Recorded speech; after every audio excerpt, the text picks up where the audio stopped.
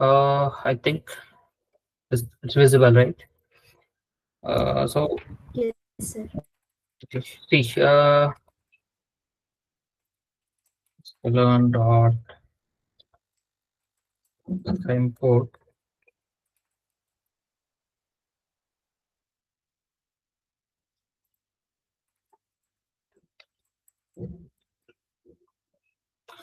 So if you see in sklearn, we have several ensemble techniques like ada boost. Ada boost is popular, like bagging classifier, bagging regressor, base ensemble, extra tree, gradient boosting, hist gradient boosting classifier, isolation forest, so random forest, staking is there, voting is there. But to our interest as of our course, I think what we will cover is ada boost is there. Okay, bagging we can do that. Then gradient boost is also there. At least in Voting also there. which one? Voting classifier and Yeah, regressor. gradient boosting. Yeah, voting is there. Random forest is there. Okay. Then random forest. Then after voting, so staking is also there. I think it's there. If it's not there, we can see it's like just a combination of two, three uh methods, like two tier estimator. That's all. Like it's very easy. Voting is there. Okay. XG boost also there. It's there. I don't think the XG boost is there. I'm not sure though. Okay, because the boost. mm, well,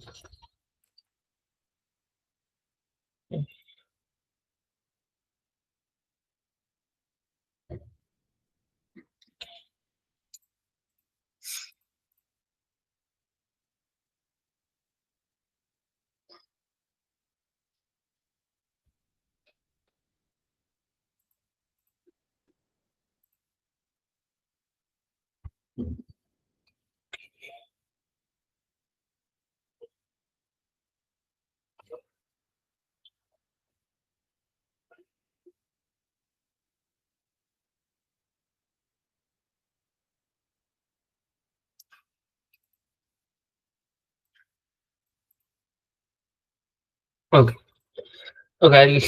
I'll first take the ADA boost. So, like let's say I have regression data from a scalar dot data sets import something like diabetes. Mm, need to import that. It also from y. Uh, okay. Oh, my y is continuous, so this is a regression data.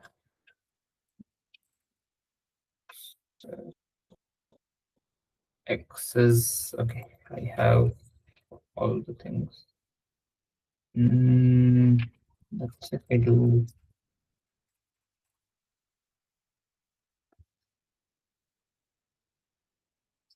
now, I can.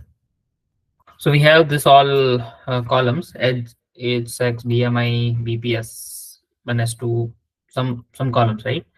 S1, S2 are measured through maybe through some machines and all, right? So this all are indicator. Don't worry about that.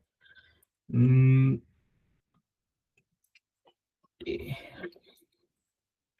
so usually like we have data, we clean it, then we come up here. Okay, so this data is already cleaned and all, right? So since data is clean, we don't need to worry about that, like clean there is no null values present or anything, right? If I see,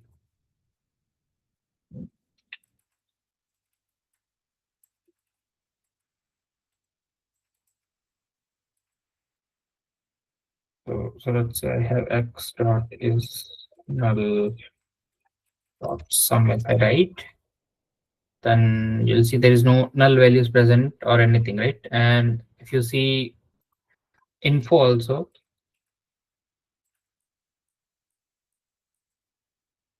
then you see all the float values are there. So like all are numerical, and in any numerical there is no null value present, right?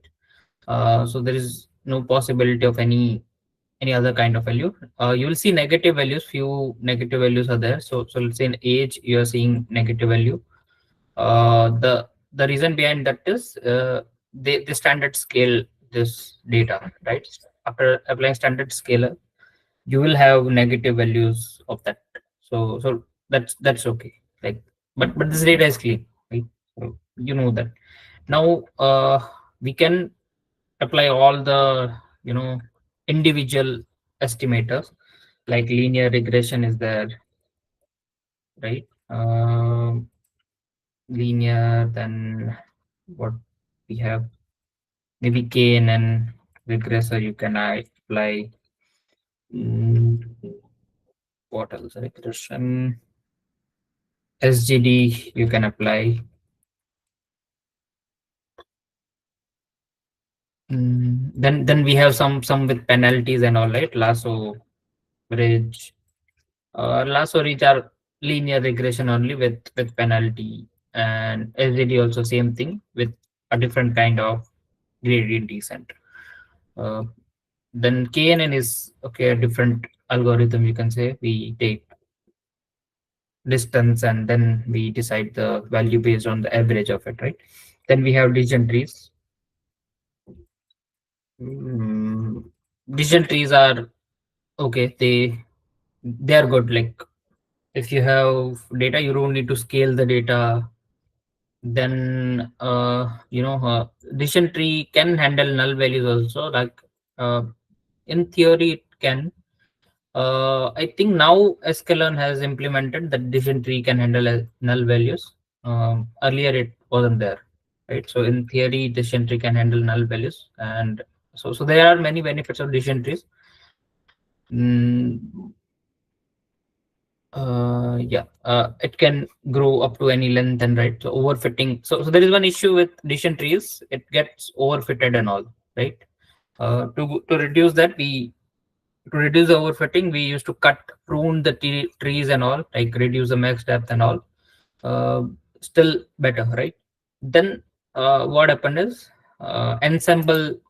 So somebody thought, why can't we, merge, make something we can do with this all estimator? Why can't we, just merge them or something? Yeah, I was about to explain and some adabus, but okay.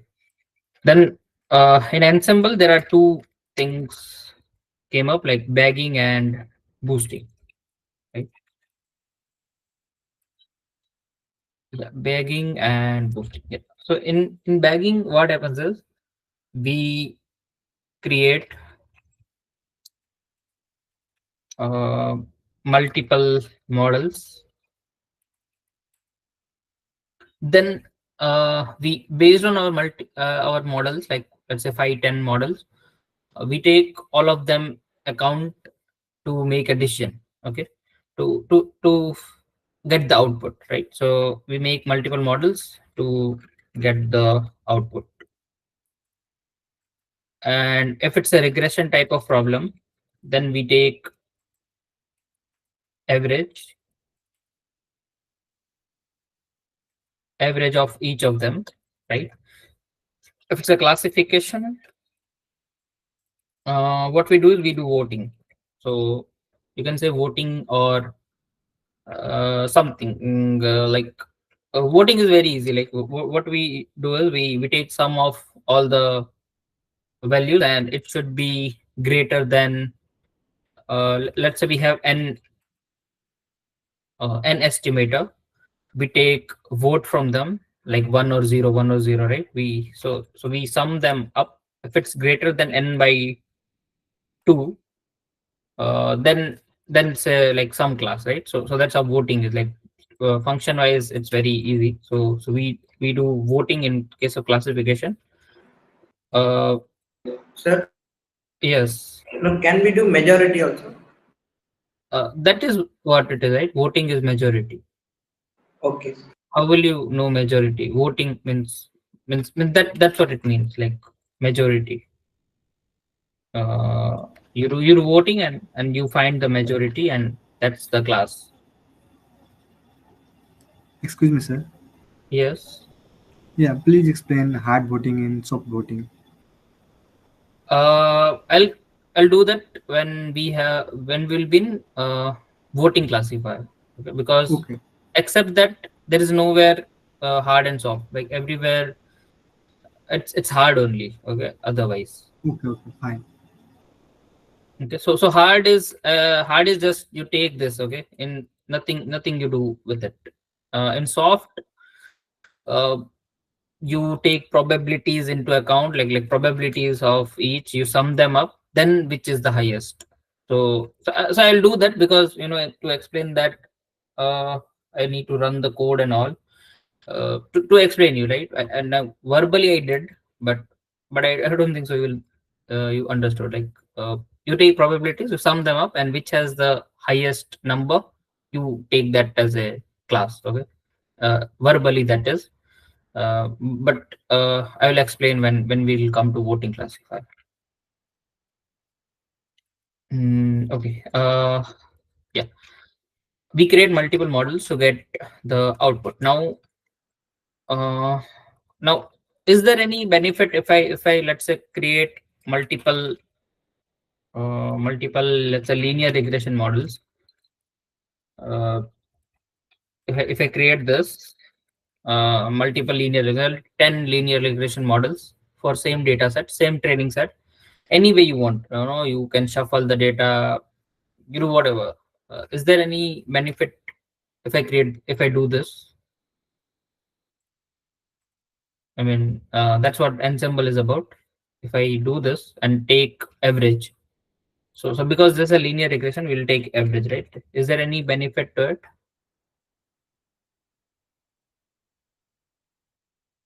or should I use it? Yes, sir.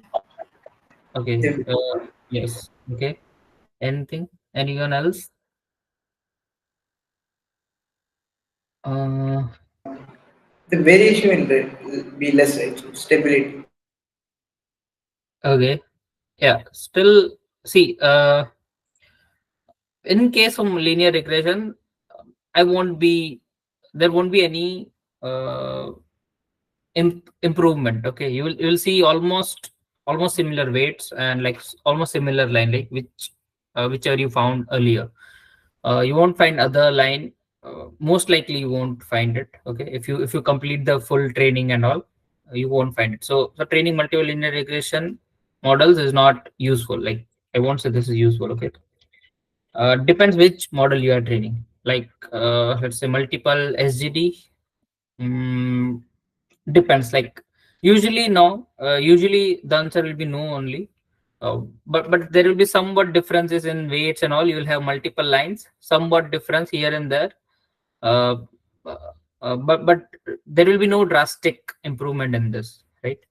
Since so the major issues are what I can see issues with all this linear regression and anything else is, first thing is we are using you know the same using the same data set. So maybe we can do something with it. We can play with data set. Like, why should we give the whole data set to a model? We can reduce the size of data set. Maybe give a part one part to a model, then give another part of data set to another model, and likewise you can do that. Okay.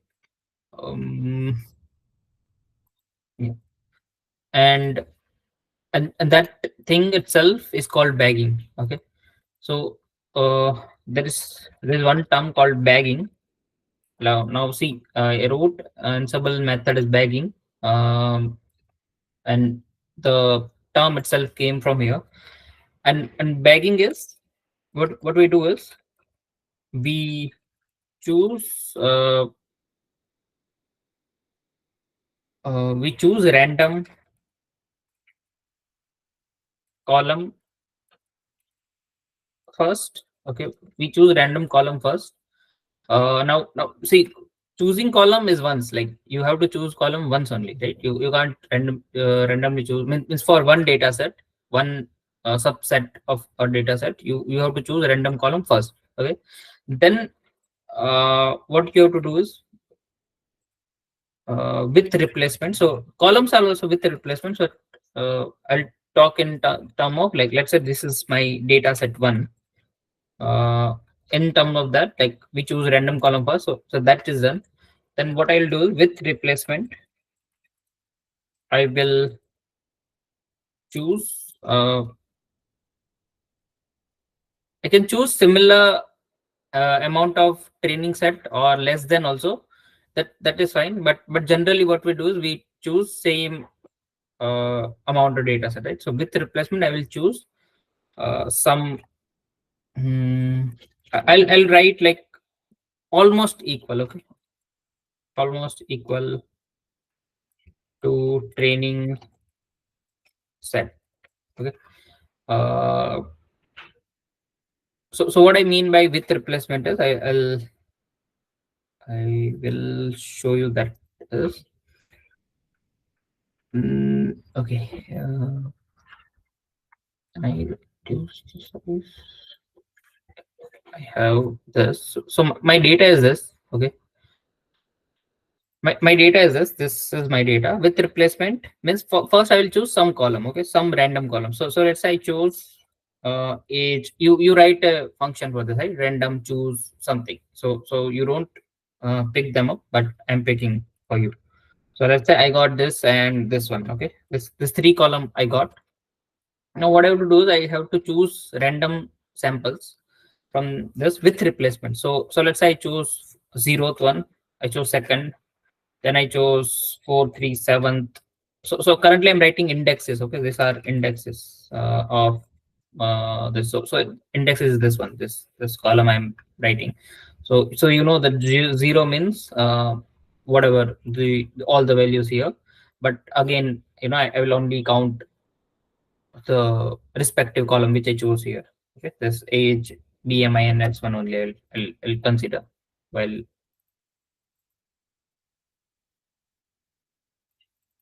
Okay. Okay. So what happened?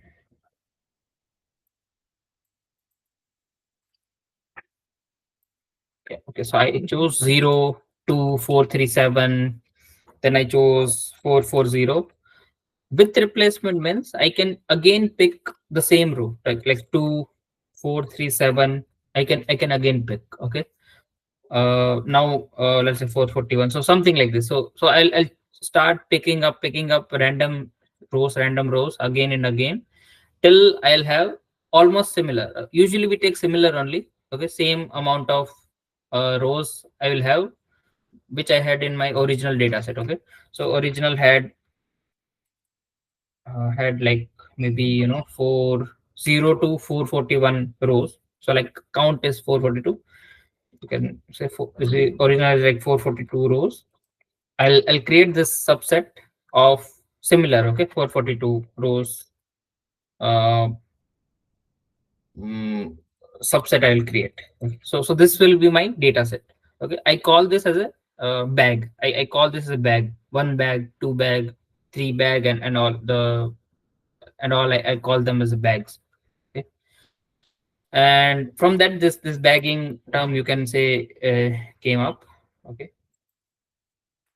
so that's what I mean. Like we choose random column first, and with replacement I'll choose almost equal to training set. Right? With replacement, I'll choose what rows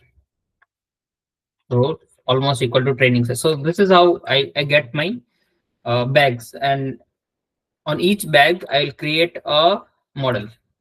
So on each bag, I will create a model.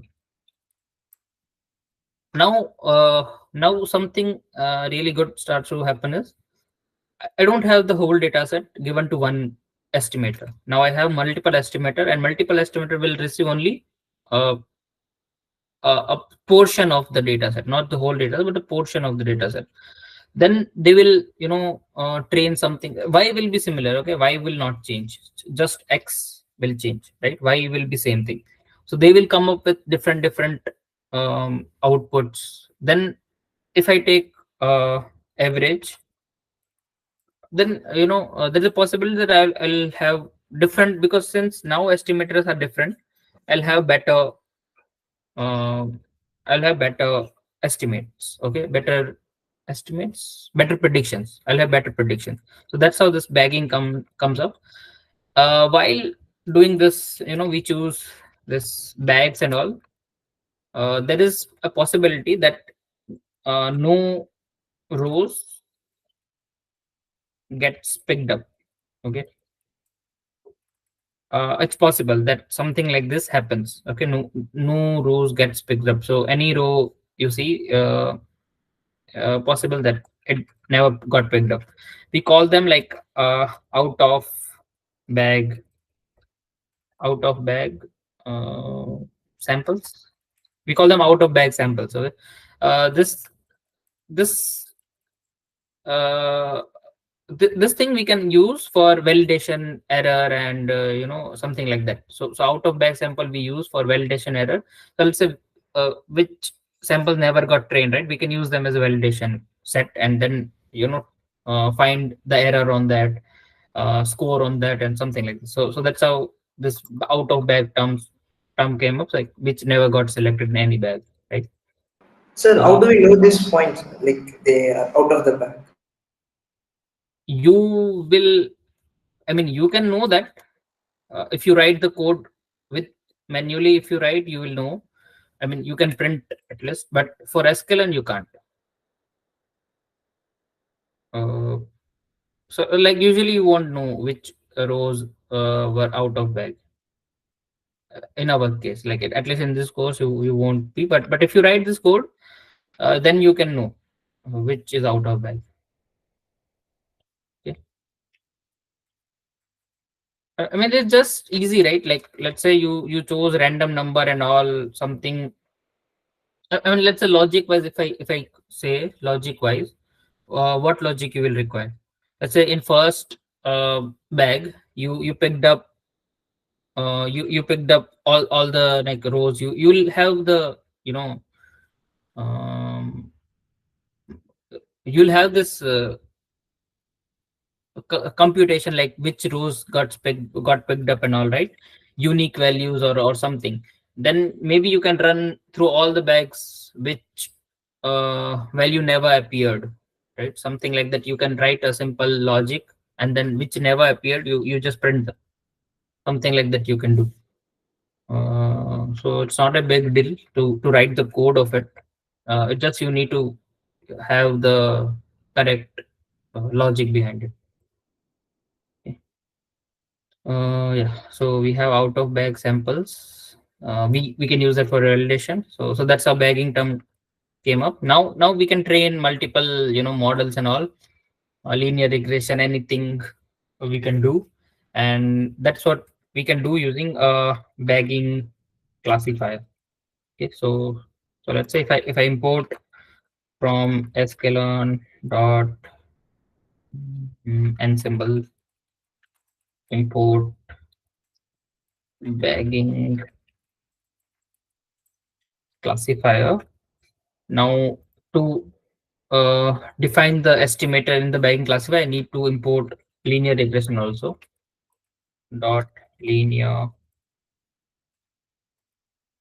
model import linear regression.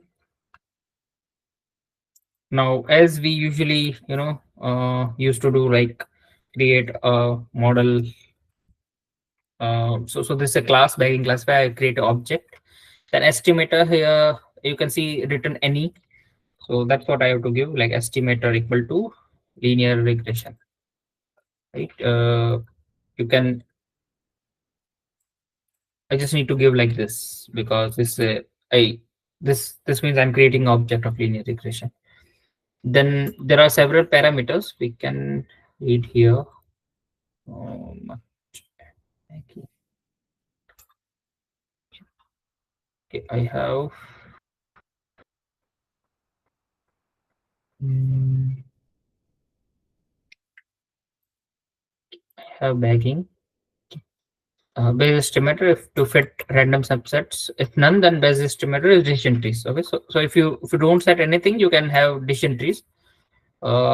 Because decision trees are the one on which this experimentation was done. That what if we create different trees and then estimate or take average of them, what will happen?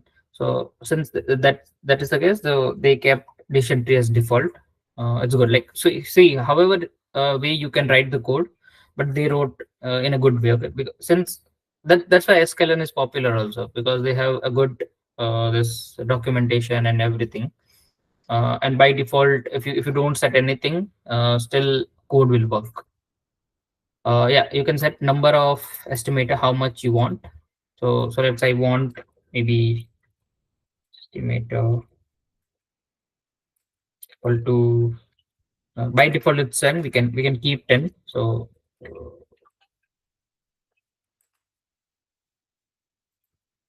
okay, max samples. So see, here you see number of samples to draw from X to train each base estimator with replacement by default. Uh, that's what I mean. How much samples you want. So by default we let it one. So one means the whole thing, but you can have less than one, right? So if you write 0.5, then you will have uh, half of the rows only, like not half, but number will be half of the initial rows. Okay, and yeah, see here you can see the logic also here, right? Max samples time x dot shape 0. That many will get drawn. Okay, maximum features. So here, if you don't choose anything, like by default it's one, means like I explained here. I said what we do is we choose random column first, then with replacement we'll choose rows, right? Yeah, rows. So this rows part uh, will be handled by this max samples, and how many columns you want, right? And some columns I said that is being controlled by this max features. So how many feature you want? You want all the feature, or you want less than all the features? You can set it, right? Then we have bootstrap. So bootstrap is the one we are looking. So bootstrapping means we with replacement or without replacement. Whether sample are drawn with replacement. If all sample without replacement is performed, so you can set it. So by default, it's true always, right? You can set it to false, and you will have only unique samples only, right? Unique samples. But then you need to see, like maybe you will have warnings that uh, if you kept both of them one, let's say max sample is one, max feature is also one, and you are setting this as false. That means for every bag you are keeping all the rows and all the columns, right? That means there is no variation. The variation itself is lost, and you'll not have much better accuracy. Maybe you will have warning by a scalar. If it's not, then maybe I warn you that don't do it. Keep it true, or maybe you can change this. Okay, at least do some changes. Otherwise, you will have similar rows and column, and training various models is useless. Now bootstrap feature, okay, whether feature are drawn with replacement. Now this is the case. Do you want feature also to drone with replacement or not? For that, this uh, variable is there, right? Then we have out of bag. So O- OOB score means out of bag score. Okay, that's what, whether to use out of bag samples to estimate the generalization error, only available if bootstrap is true. So this is uh, out of bag samples are there somewhat, right, which never got selected. We can use them for uh, to getting the generalization error, right, which is validation error or something. You can call that, right. Warm start is you want to store the previous parameter or uh, start from zero, right. So that's what n job is nothing but it helps in running number of fit parallel to each other. So let's say if n job is nothing, then that means one model is getting trained at a time. But you can write -1. If you give -1 means how much processing power you have, that many models will get trained together. Okay. Random state is okay. You know that verbose. You can have. So if you set verbose, you will have uh, verbosity is not a good term, but if you set verbose, what you will have is you will have explanation what's being happening inside, right? Let's say uh, this is being happening like n estimate 10 linear regression models are getting trained and something like that. We can set like verbose equal to, you can set I guess 0, 1 or 2 max. I've seen 2, some information. So this verbose will not impact the model. It will just give you the information. That's all. For that, So this what verbose. is this one post? Verbose is not a parameter of the model. It will just help you to have the information while training. Right? You are training. You need. It will give you the information. It will print about it, right? That's all it is. Like it's not a necessary parameter or anything. It's just there for you can say log or something. You will get logs, right, that this is being happening inside. So you can use that. Now I never defined what is x and what is, oh, I did. Okay, so here I'm having x and y already. I'll just rerun this just in case. Okay, I'm not using x train and x test and all. You can do that. Actually, that's what you do usually. Okay, maybe I should do it from sklearn dot model selection of train test split. Then we'll have x.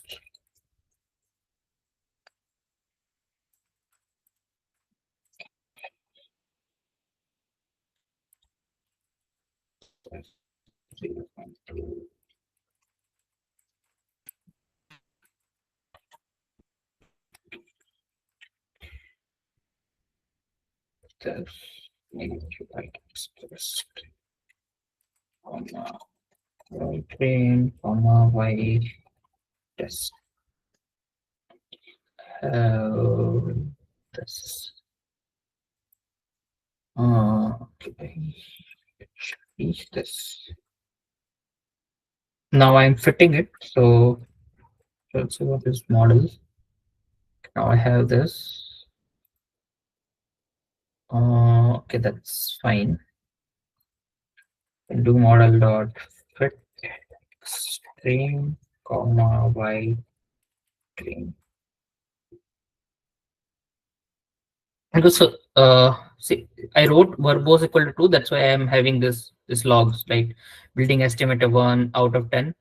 For this parallel run, a total 10. So total 10 parallel runs are happening. Okay.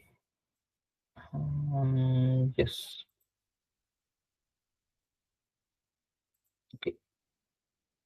Okay. So like the 10 run is because we have 10 estimator. If I write, let's say 100, then I'll have 100 runs, right? Total parallel runs are 100. So this all estimator have equal value and all, right? And and before, let's say before seeing the score of this one, let's just train a simple linear regression model and then see how much improvement it can show. So if I write LR and this, so if I do LR dot train y train and dot just I can score y train, and then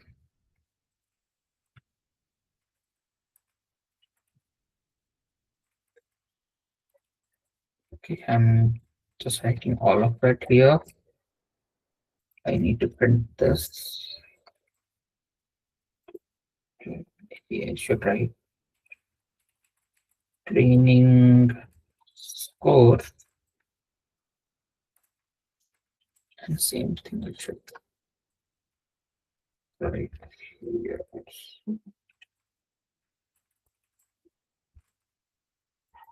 So this is test score. Okay, I'll just run this. Okay, I have around 0.52 training score, and test score is 0.452. Let's see what will happen if I do this. If I have this like model,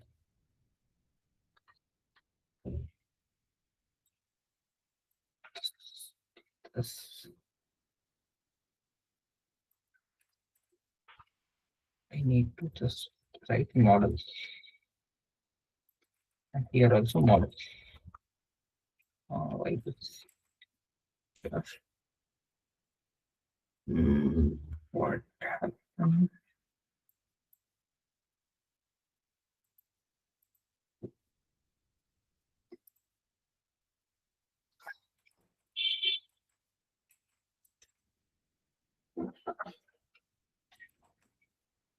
That's what it is, right? Model not fit. Yeah, and score I can use. I think only integers, Boolean array are valid indices. What is it? Why I'm having this error?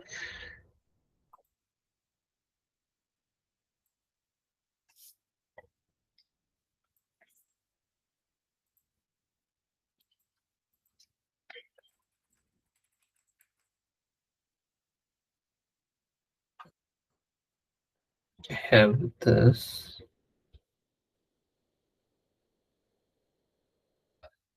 This is a classifier. Okay, maybe my mistake is I use a classifier.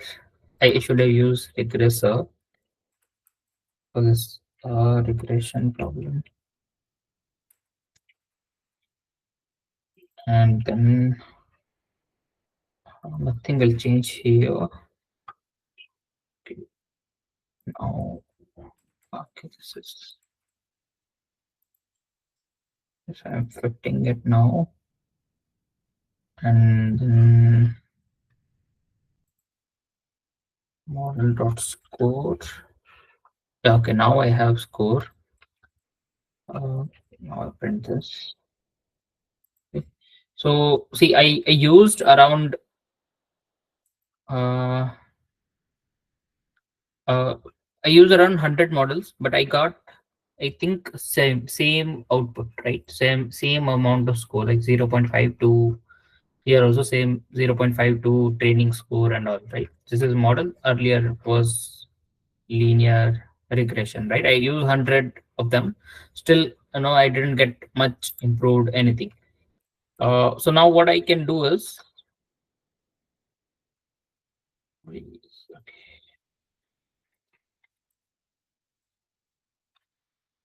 what I can do is I can choose a few things out of it. I can change something. One thing I can change is max samples and max features. Okay. So let's say max samples we should take is maybe 3, and so max features you can no, sorry, not this 3. It should be in floats. Okay. So maybe I write 0.8, means take 80% of the samples, and with feature wise I'll give maybe 0.5. So take half of them, half of the feature, and don't take the rest of them. Mm,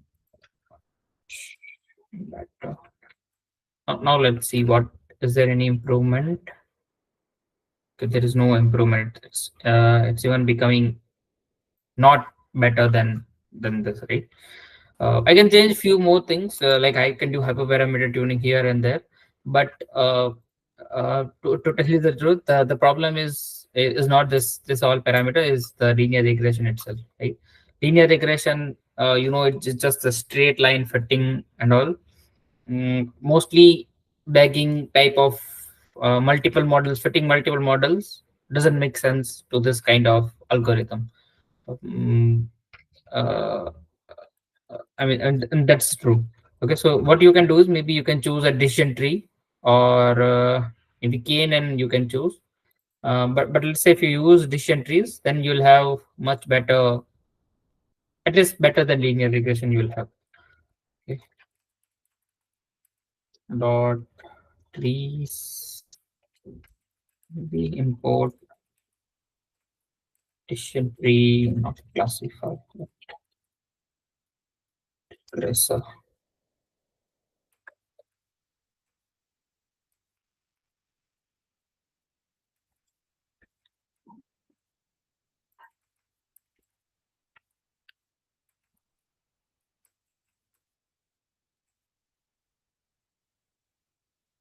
Regress. No modulum trees. Okay, maybe tree. Just if I can take this whole thing,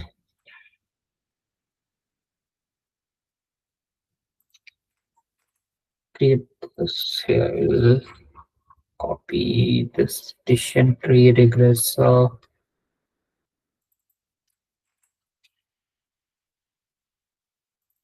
I'm just copy pasting things, and estimate nothing changes there. I'll just name this model 2, and I have it. I was 80%, maybe increasing, but okay. Now I need to write model 2 to fit string, or okay, okay. So to fit it, I can give this. Okay, model 2, and this is also model 2. Let's see how much improvements we have.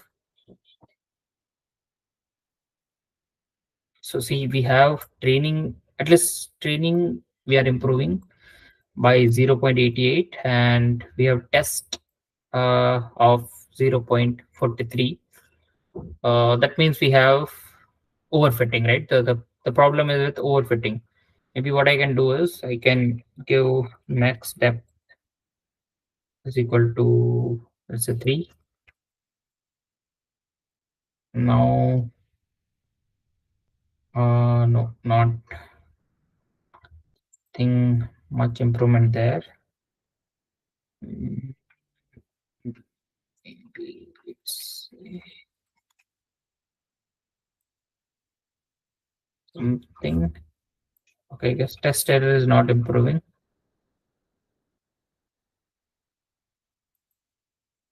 Improve just a little bit. That's all. Okay. I mean, see, you can do this thing. I'll not go ahead and try to improve this thing. If I do, I don't know. But you can do all of the same things, right? You can have decision tree. You can have decision tree with parameters. You can set parameters of that. So maybe if you are training this model bagging regressor, and inside that you can use this for cross validation grids as CV, and then change this max depth of this, right? You can do that. uh, okay. um okay, so this is what bagging regressor is. Now see, the thing I did here is I used this decision tree regressor in bagging regressor. And the good thing is there is uh, there is an algorithm called random forest, which is this only. Okay, random forest applies decision tree. Only decision trees are there if only decision trees are used for estimator in bagging type of algorithm, then that's what called random forest. So by the name of it, you can see that if I have multiple trees, then that's a forest. So that's how the name comes up, random forest. And that's a good algorithm. You can it's same as bagging. Okay, it's bagging only, but a different name was given to it since it's use only trees. Okay, sklearn dot ensemble import random forest regressor, and by default 100 trees are there in this. And the good part about random forest, so see here in model bagging regressor, uh, what you have to do is you have to set how trees are being formed, like you have to set like max depth and samples in leaf, sample leaf, and split before leaf and something. So all the parameters you can set here. In this, the parameters are already there. Like uh, by default, they have coded like this. So you can just set directly the name of the parameter itself will appear. So it's like random forest.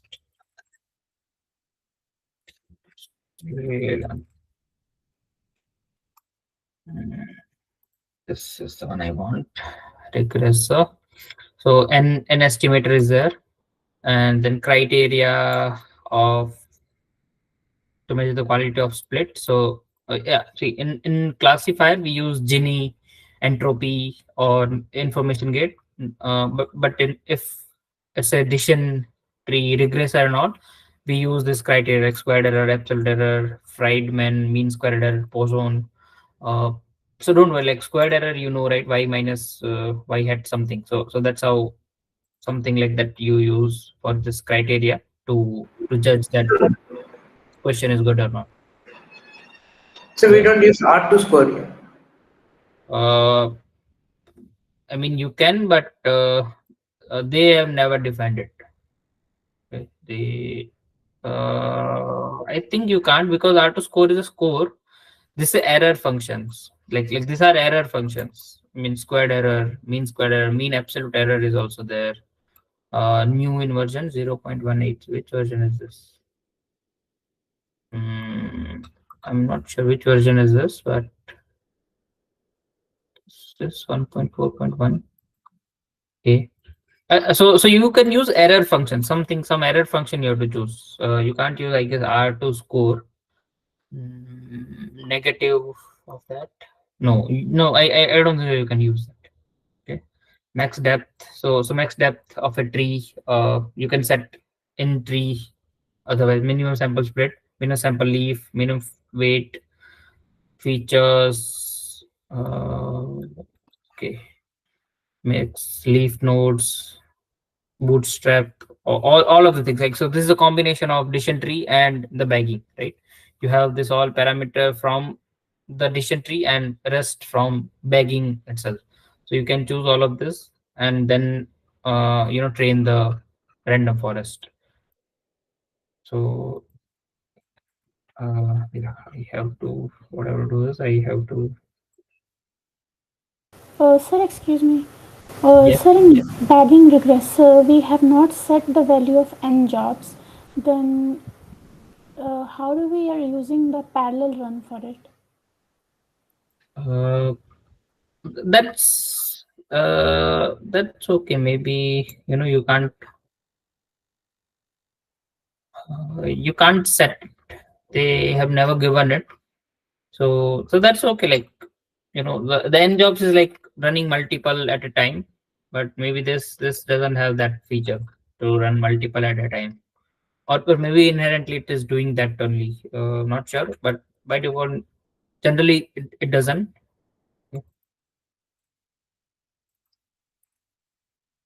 Okay, so I have this all given in test. Mm, What happened now? Not fitted yet, so that's oh, okay. You need to do is fit this. That's all. Now I have a good training error, but again my test score is not improving. Let's see what is out of bag score for this. So maybe by default, this is this false. I can keep it as a true, and I'll show you. What I have to do is I have tried OP score is equal to true, and if I take now, I have this. Okay, the score you will have is by using this uh, attribute. Okay.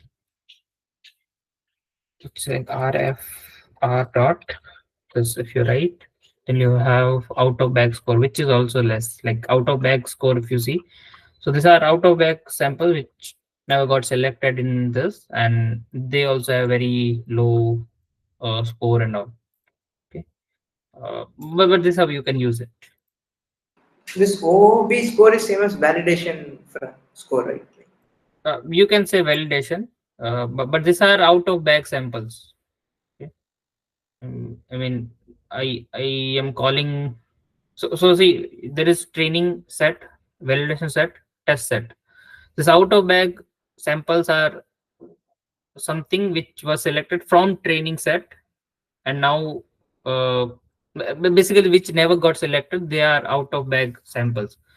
So I don't know what to call them, but I call them like out of bag only. Okay, so they are out of bag samples and out of bag score. Sir, if no Validation samples set are is something you selected, create. if no samples are selected in the training, then how come the training score will be Mm. 0.91, sir? No training set was selected. No, No, uh, no. OOB no, means no samples will be getting selected for the training. Is that so, sir? no. This OOB are the one which never get selected. Something got selected, and which are not selected, those are out of bag, which never Oh, got selected. Okay. okay, sir. Yeah, which are left out. So out of bag are left outs, which never got selected. So something they have to select from training set, and some didn't get the chance. So those are the one out of bag. Okay, sir. Okay, it's clear. Okay. So now we have what else? We have random forest, and I guess bagging and random forest were the one which are related to bagging. Voting is different. Mm, yeah, I'll come to that separately. Yes. Sir, I have doubt in random forest. Like in MLT, we read that in each node, right, while in the of the tree, the Mm, features are randomly sampled. At every node of a single tree, the mm. features are randomly sampled. But here, What are randomly sampled? Sorry. the Uh, features, the columns, yeah, at each node. yeah, that's what we saw in MLT. ML. But, Okay. but in MLP, in this scikit-learn, we like for a Um, tree only once the features are sampled, right? yes, for a tree, one sample feature. Yes. In this, it's like that. Like you sample the trees, sample them, then you form the tree. Okay, not at every node. We don't sample the number of the features at every node. Uh, yes, we don't sample them, but the question we ask right at a node uh, can be of it's going to be only of one column only, right? Question like a decision tree. So it's not going to be random. We can't do random at in decision tree because we need to find the best question and all. Best question will come up from Gini. So we can't do random uh, random choice there inside decision tree. Yes, sir. Like in MLT also the same thing. Like, but the from five features we select the best feature that which has Yes. the lowest Gini index. But Yeah. the five features though, from which we choose, right? Those Mm. that set will be sampled uniquely for every node. Every node or every tree. No, in Maybe there is a MLT we saw in mistake. every node. No, no, I don't know. There is a mistake maybe from you. Like go back. Maybe sir is explaining same thing. Like at every tree, for every tree you will have a sample of features. Then the same thing, right? Gini and all comes up. Like then there is nothing randomness. The randomness is before even tree started. After that, we have the algorithm like Gini or in this case mean squared or something, right? So that's how you go ahead. Okay, sir. I'll show that after in the end if you have time. Uh, yeah, no, yeah, okay.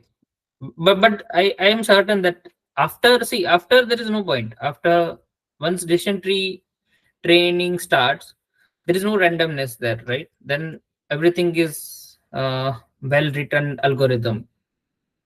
Randomness is before it, like choosing the feature and all comes before samples reaches to the decision tree. Yes, sir. Okay. Yeah.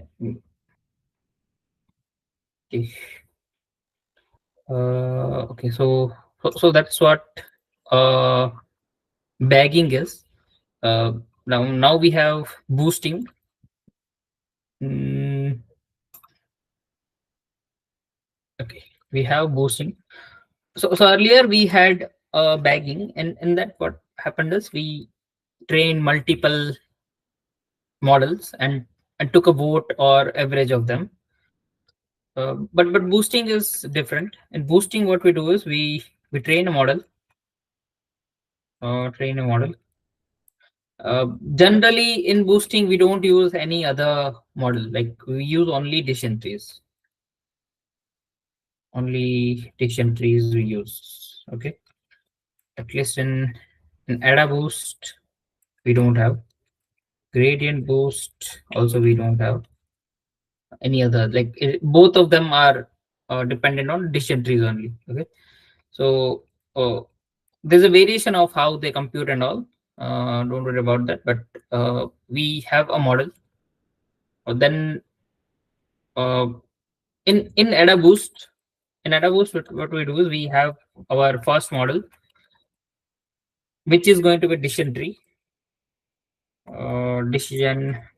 But this is going to be a special kind of decision tree, uh, which called stump. Stump means which has what do you call, which has only one question, like or one decision.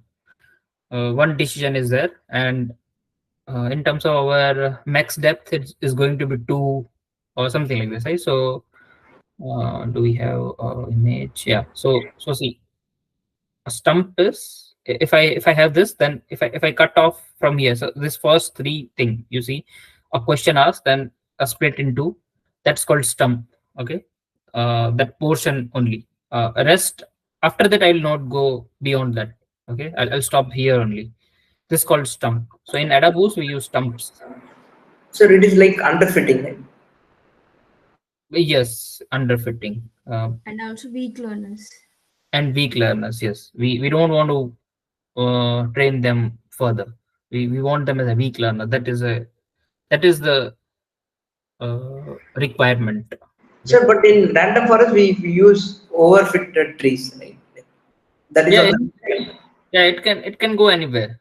Overfitted, anything. We'll just have, what we are doing is we are taking random samples and random columns, and then training them, and then taking the vote of them. So there, it doesn't matter. Like we're not showing them the whole data set itself. So that's where we are controlling them.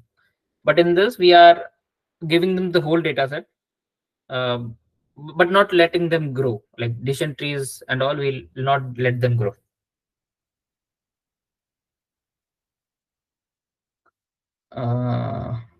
Okay. So yeah, let's say I have decision tree. I'll choose that, and I'll cut off them as at max depth 2. You can say it. Max depth 2 is the condition for this in AdaBoost at least, and I call them all stumps. Okay, this is very important. Like remember that stumps are used. Just you don't need to remember all this thing if you know what is stump. That's right. Then what happens in AdaBoost is, uh, before yeah, so we have samples. Okay, we assign them a weight, some weight we assign them. At first they are going to be equal weight. Okay, every sample will have equal weight. There's no higher weight or lower weight to anyone. Then we have this stump. First stump will classify them something, right? Good, bad, some regression values and all. Then what we do is we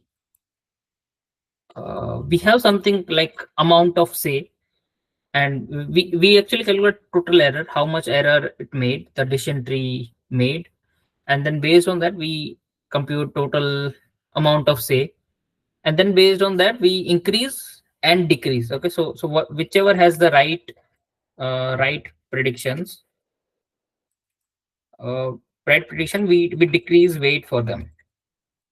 So earlier weight was equal. Okay, earlier weight was equal. Now we decrease weight which has right prediction. So since a model got correctly predicted, we'll decrease weight for that. And then which has wrong predictions or more error and something, we increase weight for them. So earlier weights were equal. Now either they got decreased or increased, right? Uh, so the reason behind we increase or decrease the weight is we wanted this the data set. See, earlier we had few samples. Let's say we had 10 samples, 2 got correctly classified, 8 didn't. Okay, now what we wanted to do is we wanted to leave those 2 behind, and then go that 8 of you go ahead and get correctly classified or something like that. That is the idea behind AdaBoost. So what we do is we have this now.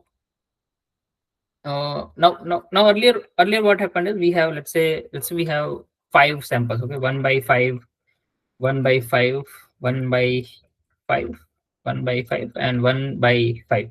Okay, Fine training, right?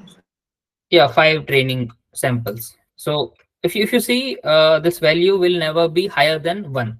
Okay, the sum of this all value, sum of all the weights,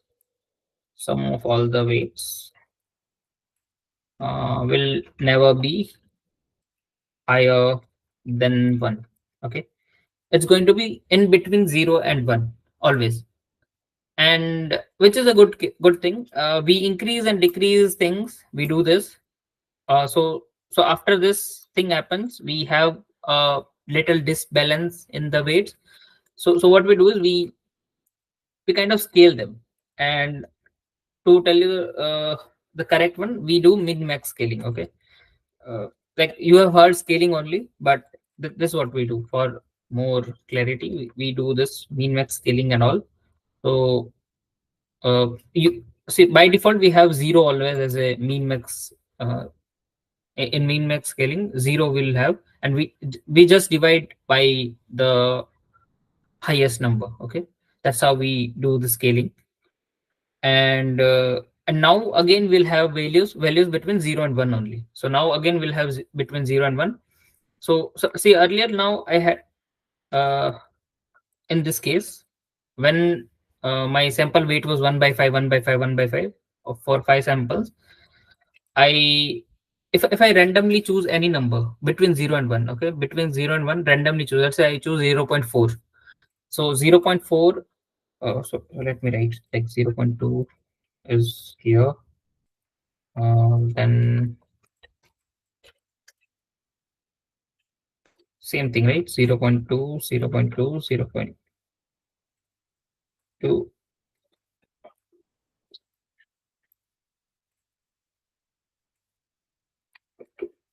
And I'll remove this. Okay.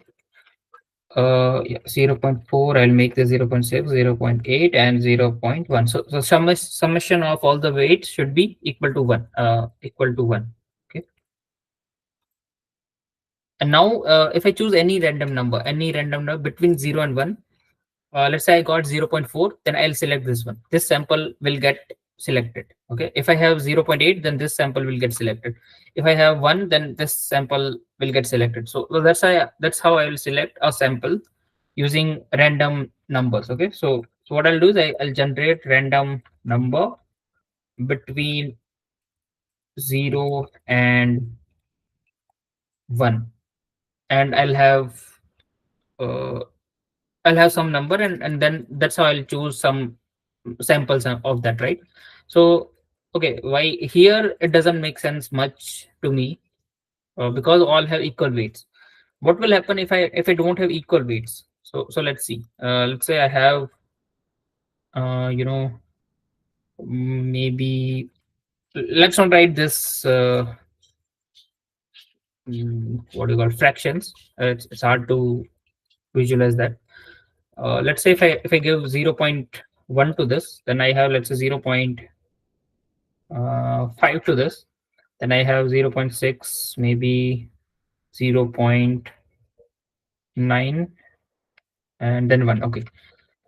Now uh, now see, whichever way you see, like this is a, if you see the weight for this, weight so this fractions came from weights, right? If you notice that if I have a higher jump in the weight, like here, see, I summed it up 0.2, then again I came I added only 0.2 because this both have equal weightage, right? But if they didn't, like if it has a higher weightage, then 0.1 plus 0.5, that's what I'm doing here. Okay, like this is 0.1 plus 0.4. Okay, that's what I'm doing. That means it has higher weightage. Higher weightage means it was incorrectly classified, right? We increase the weight if wrong prediction. That means this sample was incorrectly predicted. So there are like many things we can conclude. Incorrect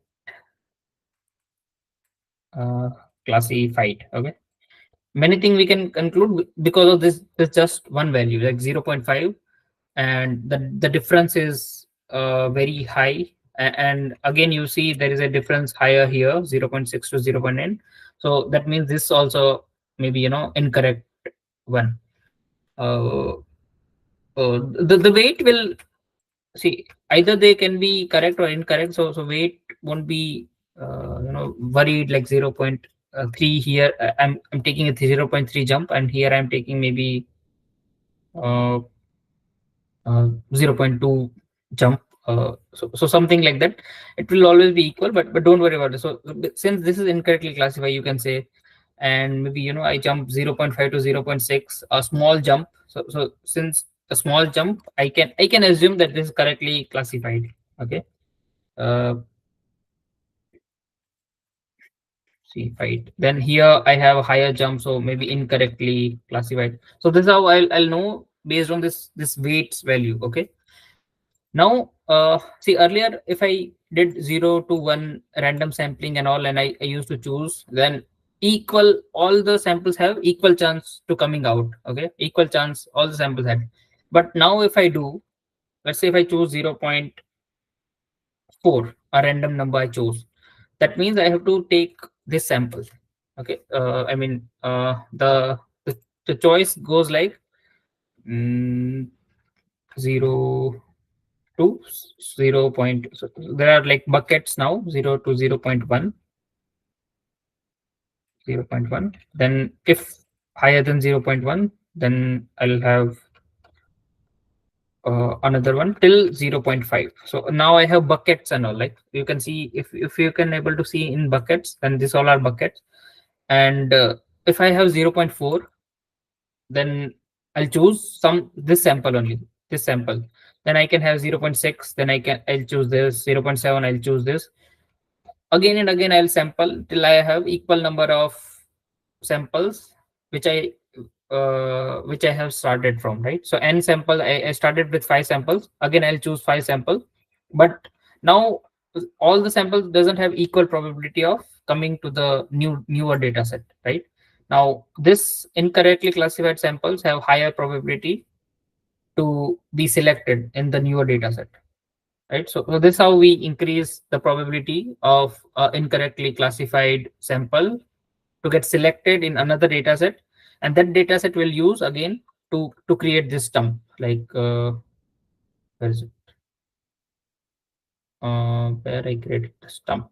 Oh, I created a stump here. So again, like it will goes to stump. Same thing happens, and it will repeat till whatever value you have assigned. Okay, that will goes inside. But the important part is selection of the samples. That's all. That's what the weight does. That increase the weight of incorrectly classified sample. Then since they are incorrect, uh, the probability of them getting chosen for the next term is higher, and you do that and give it to the next term, train again, find the error and all, again reassign the weights, and then scale the weights, then again choose the samples and all. Okay, so that's how this ADA boost goes on again and again till the number you have set. And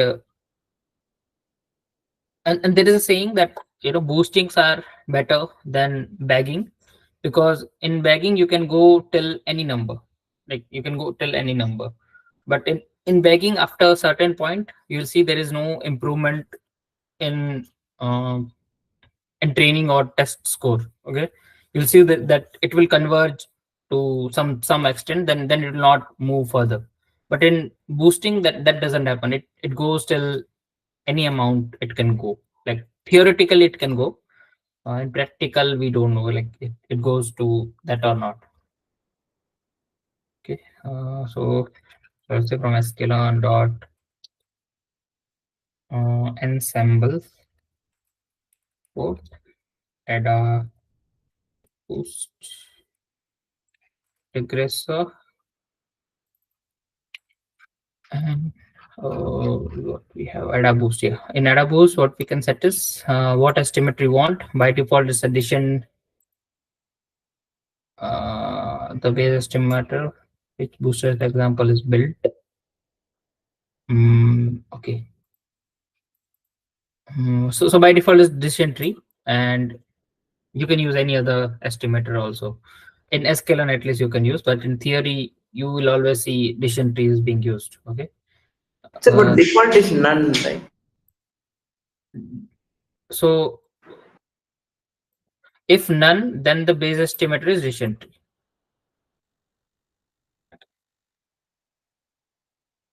And see, it has max depth 3 also. Like in theory, we use stumps which has only one question, right? One question means two depth, but here they are using 3 depth also. So I mean, see, they have coded this way, but theoretically wise, maybe theoretical, if you have learned, they use only stump only. So one question only and depth 2, right? But none here, none means you are using decision tree in this case. Then by default they're using 50. You want higher, you can choose that. There is one thing called learning rate in this. So weight applied to each regress at each boosting iteration. So when you add multiple trees, you can choose learning rate also. So by default it's 1. That means will not change any tree or anything, right? We'll just accept whatever it's giving out. Okay, but you can change it. Then loss is there. That's fine. Random state. So not many parameters that we can control in boosting. Okay. What we can control is how many estimators we want. That is the only thing I guess we can control. So this learning rate is the weight, right? So that weight is used for when we use for No, prediction, right? learning rate is not weight. Learning rate is not weight. So weight, what weight I explained is given to each sample. Okay, this weight is uh this weight is the tree or the stump got created. The stump will have a weight. Okay, so both are different weights. I mean, name is same, but they are not same thing.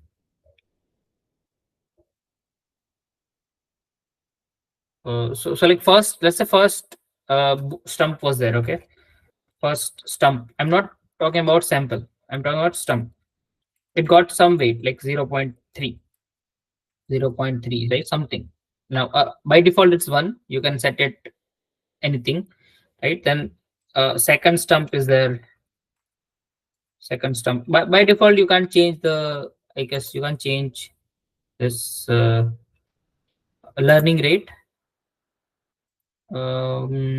Yes, you can't. But so same thing. Like, see, now what we are doing is we are taking each stump and just summing them up or something like that, right? We're going inside and all. But now when you make model, you can actually give some learning rate also, which is like alpha something, right? Alpha time some second stump and all. So these weights are different. So these are not the weight we use for samples. So this alpha is learning rate, like No, what no, you wrote down. I wrote, yeah, that is learning rate. Here they use learning rate only. Okay, there's not alpha. I took alpha from, I don't know, maybe MLT or in courses they use alpha as a learning rate. Here in our SKLN we use alpha as a penalty. So don't get confused. What I Yes, am sir. saying. So this weight is used when we predict, right? Like when we want to average the prediction, like which tree has the more as stump has more weight. Uh, no, no, we don't do that. So this learning rate is just when you go inside and inside of the chain, right? The trees chain is there.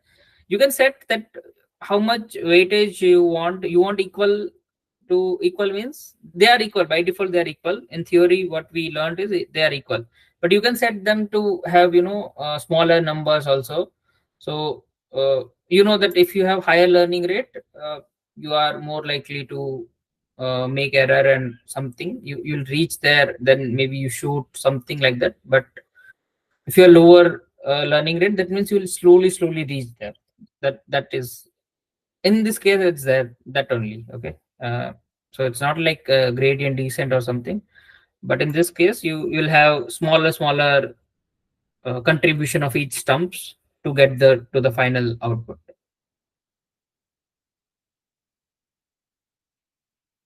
Yes, so output as in prediction. Yeah, That is what predictions. output.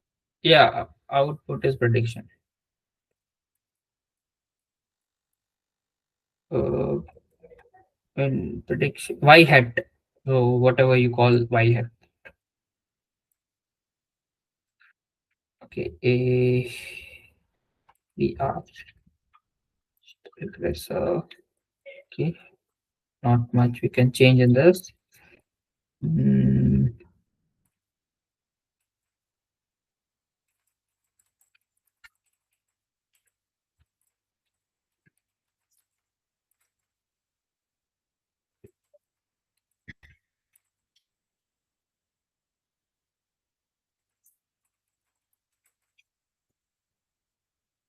so we have training score of this. Okay, we have test to use test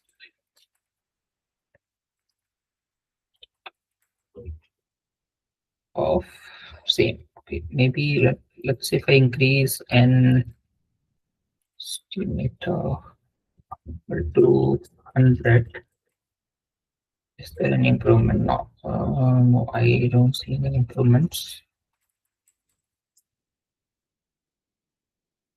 Nothing. Mm,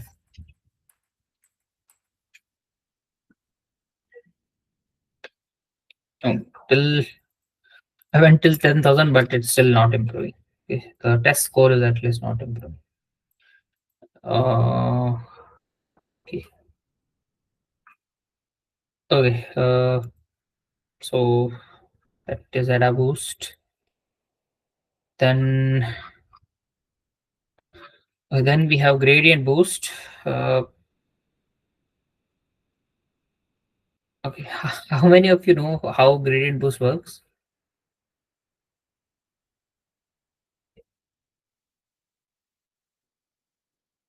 I mean, how will I know? Like, any vote or anything?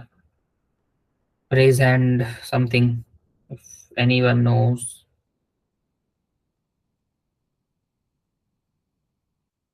nobody knows that. Okay. Okay. Is it covered in MLT? No, sir. No, sir. Okay. So I can understand because gradient boost is kind of it's a little complicated. Like it's not. I mean, though it can covered. Arun sir can explain it, but it requires. Okay. Mm,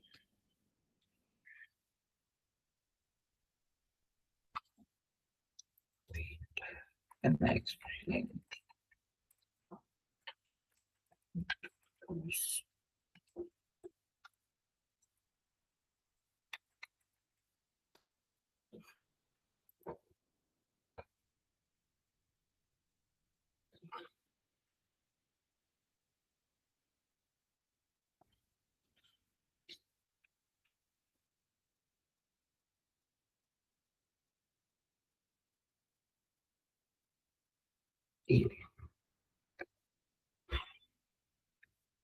I'm not sure how to explain this, though. Multiplier. If you don't know that.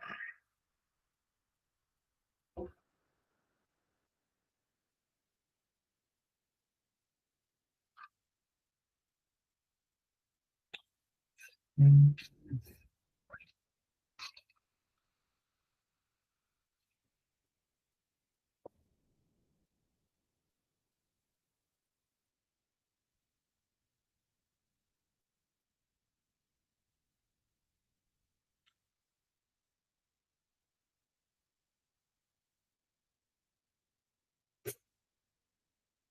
Initialize the model.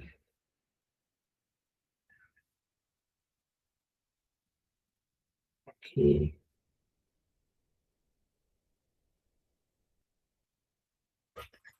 Okay, maybe I'll try. I am not sure if I'll able to explain it, um, because it's complicated. Like the function is little bit complicated to explain. Like where the gradient boosting comes up, that part is complicated. Otherwise, like uh,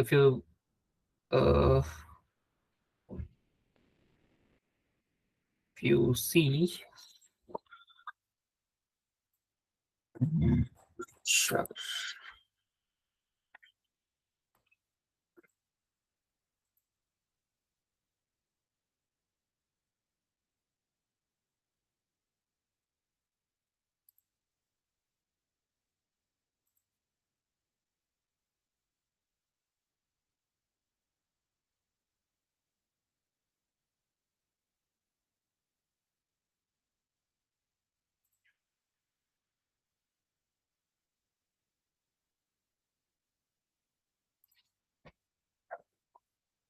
Okay, it's visible.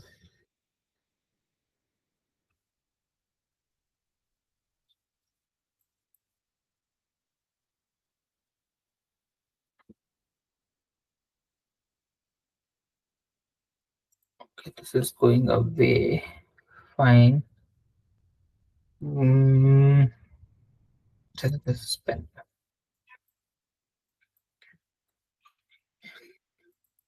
So in gradient boosting, what happens is we have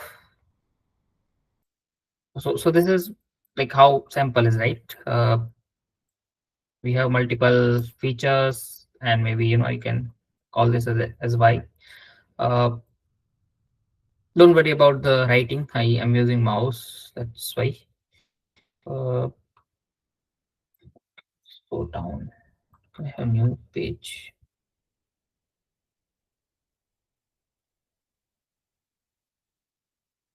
Um, yeah, I have new page like this. Okay, I can have new page. Okay, so I have so I have this. In usual cases, what we do is like any in linear regression. Let's say what we do is we train the model, and and we train on like y. So we have x and y, and then we uh, have a linear line or something like this, right? But in gradient boosting, what we do is first we start from, like if you see this equation, initialize model with a constant value. So the constant is something which can reduce the loss function. Okay, so in this case, loss function is you can say that mean squared error, right? L y minus y hat whole square. So uh, so we need to find actually this whatever you call this gamma or something, that value we have to find, which is going to be the initial constant value. Okay, and that value should be something it should be there, so that it can reduce the it can reduce the loss at least, right? Least it should be. So if you know the derivation and all, you know that, let's say any function, right? I'll not write in terms of this, like I'll write something like how should I write? Hmm, say y minus m, yeah, uh, this, okay. Y minus m x plus c. I'm writing this just so we have, and I'm squaring this. So this, let's say this is a function. I want to reduce this as much as possible. Okay, this is my function. This is my, I'll call this as a f. I'll call this, the whole thing I'm calling this f. Now I want to reduce this function. This is a quadratic function. How will I do that? I want the least value of this. Take the gradient and equate to 0. Yeah, so that's what I'm doing, and that's what it says. Okay, so this is, if you do this, they wrote in a different way, but that's what it means. Okay, L minim, arg minimum, whatever they are doing, uh, that's what it means. You take a derivative of this, and then you compute this, and and try doing it for any number. Okay, take few y's, and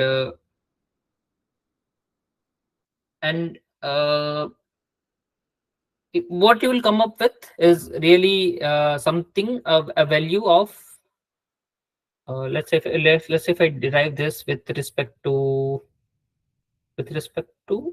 uh, I guess y hat only, right?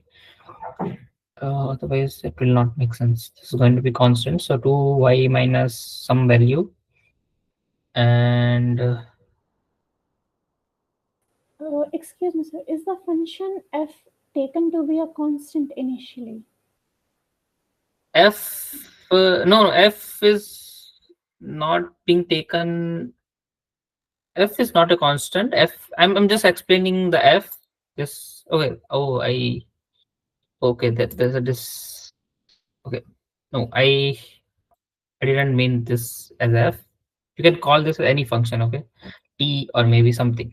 I was just explaining that if I have function, how will you make it? How will you find the least value of this function? So to find this least value, you make a derivation of this, and and this is what it means. Okay, arg mean, whatever this huge thing is written, you will do a derivation of that, and you'll be able to find the the value which mixes the list. And the great thing is, the first time whenever you do this value, this value, you will have mean as the this mx plus c. Okay, you'll always come up with the mean of that column. Okay, all the values, if you see, you'll always come with mean. Okay, so that's how we initialize it. We take the mean of the y. Okay, mean of the y is the initialization. Now we have something like, you know, gradient boost. We'll have mean or average. I'll write average of y as initialization. Okay, initialization. Okay. Okay, great. I have this something. Now, what? Okay, and now I'll run till something and pseudo residuals. Okay, so see again, this I'll explain here much better. So let's say I have y. I'm writing y. What is y? Okay, let's say I have y 40, 50, 60, and maybe, I can say take 70. Then the first uh, f note and from that equation will come out average of this. Okay, which will make this as the minimum of this. Our loss function should be minimum. So what I'm saying is, find a value which can make this loss function minimum. Okay, to make this minimum, uh, I'm just finding any value, and the interesting part is that will always come out as a mean value. Okay, and the mean of this is going to be okay. What I'll do is I can what is okay. So the mean is going to be like 40 plus 50 plus 60 plus 70 and divide by 4. Okay, which is 55. Should I take this?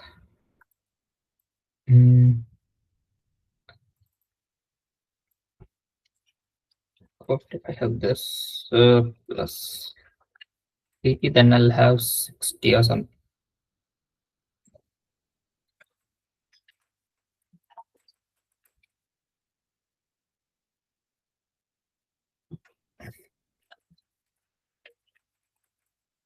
Yeah, otherwise, if we use the minimize function, right? So that is like taking that gradient and equating to 0, right? Mm, No, this uh, initialization, if not. uh, uh, In the yeah, Jam code, you wrote some equation, right? So from yes. that we get, right? From where? No, from, do we get this if not from this equation? Uh, Taking the gradient and yeah. So we'll have this L loss function. L is loss function. Okay. I'm not sure whether they explain L. Did they do it? That's what I mean. So yeah, here it is, right? Y minus fxi. Then if you go further, you'll have somewhere like y hat minus y whole square. That is fx. You see that this is the mean squared error. So y hat is mx plus c.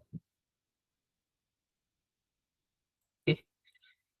Yeah. So let's say I have this all values like 40, 50. I'm taking again 50 and 60. Okay. So initial value will come out that average of it. Okay. Average is 50, then again 50, again this we 50. get by minimizing that loss function, right? Minimizing, yes, minimizing the loss function, yes. Okay. From that you'll have this initial values. So that's what it calls them. Initial, what is it? Initial model, initialized model with constant value, and this is the constant value. 50 is the constant value we got, and we are initializing it. Then what we'll do is we'll compute residuals. Now residuals is nothing but what we do is we subtract y minus this f0. So which is going to be 40 minus 50 or 50 minus 40, which way it does. Mm, I'm not sure which way it does, but let's take positives, just it's easier for me to explain. Then I'll take 0. This is 0, but this is going to minus 10. Okay, doesn't matter. This is going to minus 10. So this is how I'll have residuals. Okay. Now, see, now after I have residuals, what I'll do is I'll train a decision tree. Train a decision tree. Uh, it can be of any length. Not any length, but usually what we do is we take up to highest we kept them somewhere like 30 or 32, 35 something. So some highest depth is this only. So if a tree is going to be higher than this, uh, then maybe we cut off there from there, but it's not going to be stump. It's not going to be a fully grown tree also in some cases. Okay, somewhere I know that this range, we don't have that many number of features and all, so it will be fully grown tree, but it's not always the case. Okay, so we'll have some tree, a small tree, I will call that, and we train the decision tree. But the thing is, we have x, which we already had. We'll not have y. What we'll have is residuals. Okay, we'll have residuals. So on residuals, we'll train the tree. Uh, so what I mean by this, like why I'm using x and residuals. Now, uh, now what we are trying to do is we are at one value, which is this f0, which I'm calling something, right? So this is my initial best. Maybe you can say best prediction initial. Then I'm improving from there to the correct value. Okay, so I'm improving it gradient wise something.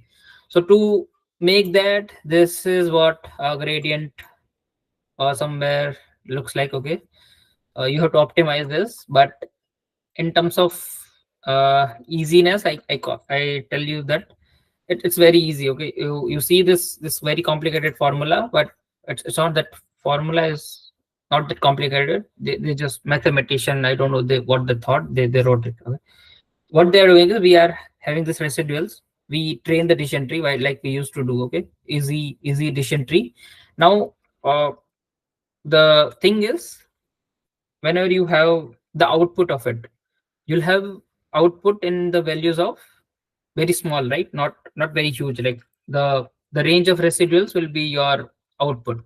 So like let's say you got for x, that the value should be 12, then maybe you got for this value should be, residual should be 2, 4, again maybe, uh, anything -10 or something. You can have any. So this all are from decision trees I'm getting. Okay, I'm not writing them extra. I will train a decision tree. Train a decision tree. Then what I'm doing, I'm training a decision tree. I have residuals, predictions of residuals. Okay. Now what I'll do is I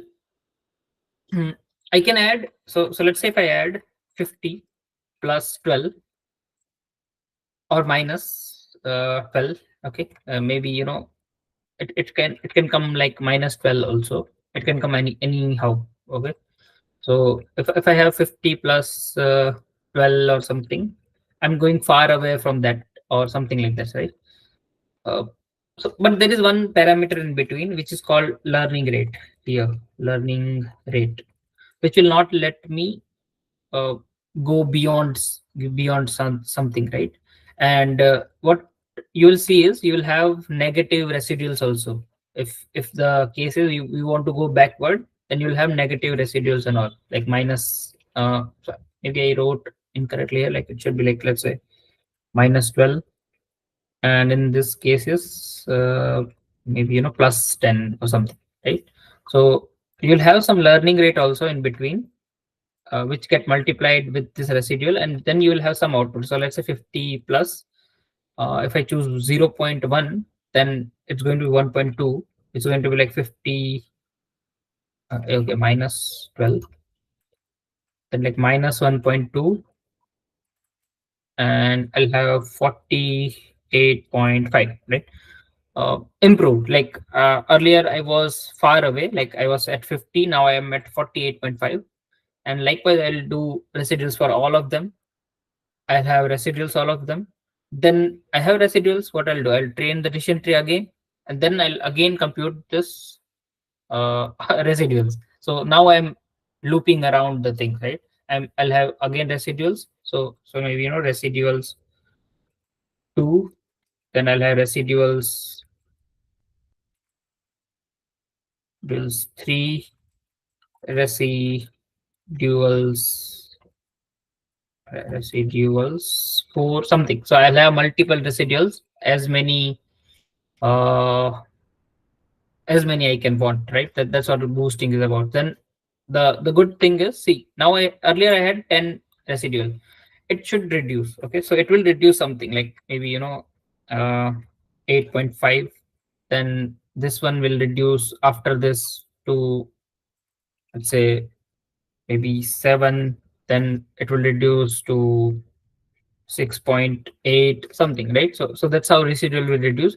For this cases where we already had 0, we achieved 0 and all, uh, there will be a fluctuation around zeros. Okay, what you will see is you'll see, I mean, if you write the code, hand code this thing, then you can see this. Otherwise sklearn will not have something to show you. What you'll see is like you'll have maybe one residual, then increasing to, then maybe coming back again to 1 something. So it will fluctuate around zeros and all, but ultimately you will have a better predictions overall. Okay, overall predictions will be better. So that's how will predict. Okay, these are the predictions, 48.5 and all. If I stop here, if I stop after the first uh, cycle, then what I'm saying is I'm predicting this sample, whatever was there, as 48 is the value of that. So wherever I stop, after that I'll have the value, and that is going to be my prediction. Okay, so that's how gradient boost works. It can go to any depth, any what you are, not depth, but any length you can go in gradient boost. uh, don't worry, in MLP you don't have to worry about that much, but Maybe if you see this equation, this huge equation, that's what it means. Okay, internally that is the only thing it means. Now easy sklearn dot ensemble import. What I'll import? Gradient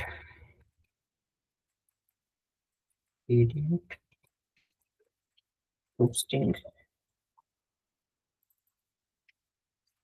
So let's I have a model. Maybe calling it something else is better. GBR something. What we have in this.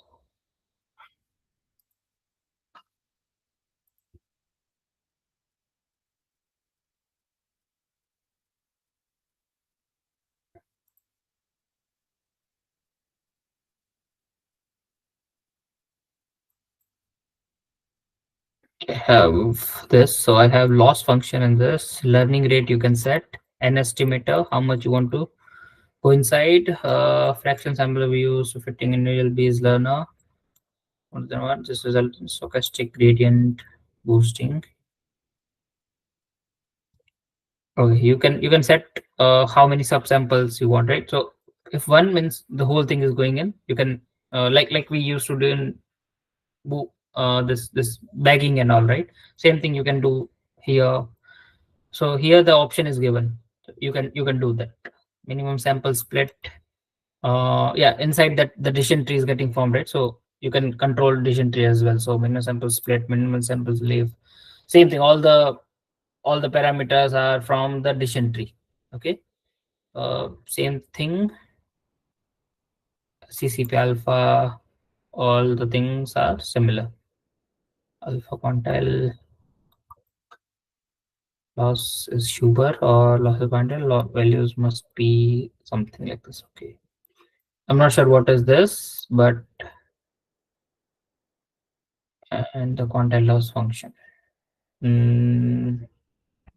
Okay, so there are not any new parameter in this which needs explanation. Okay, I'll just run this. Okay, by default we have I guess 50 estimator or something. Then what I need to do is gbr dot fit, that's train, and y train, and so now we have a scoring.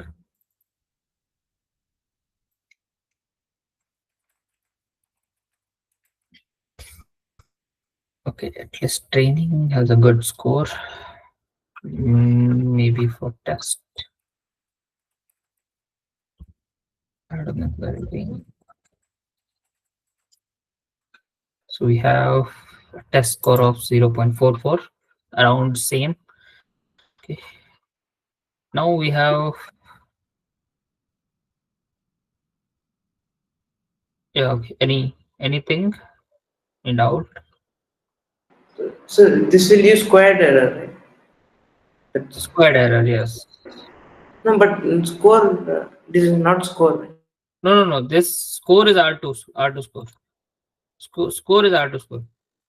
Okay. Error and score are different, right? You score is something. Yes. Error is how much error you got. So higher the error, that means bad thing you're doing, but score higher is good thing, and highest R2 you can achieve is 1. So Okay. are we overfitting the data here? Yes, we are. Okay, sir. Okay. Where was it? Okay, I wrote many things here. Can we also choose another estimator as opposed to decision tree regressor every time? In gradient boosting. Yes, sir. No, I don't think so. We can't do that. Add a boost. Where is gradient boost? I don't. No, we can't. I guess yeah, we Which one, can't. sir? We need, huh? No, which one? Gradient boost. Any estimator we can use inside that, but no, we can't do that Okay, sir. because it requires, I think, I don't know, like what we are computing is residual only. We can do that actually, like theoretic.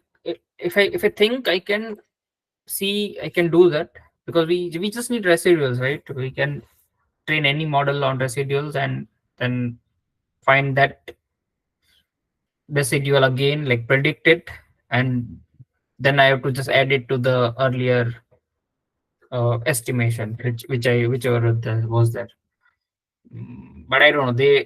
It's not there, and like theoretically, this all ADA boost, gradient boost, bagging, and all have decision trees being used.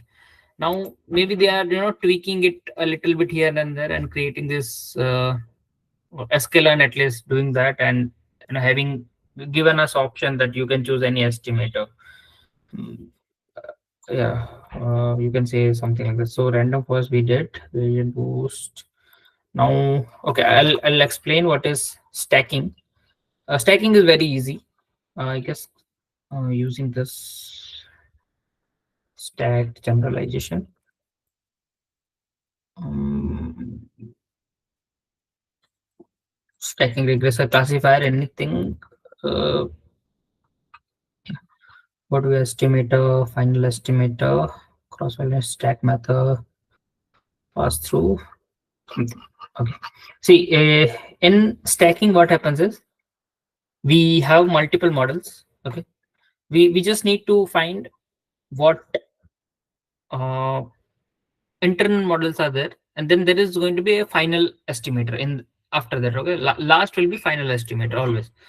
uh, what happens in this is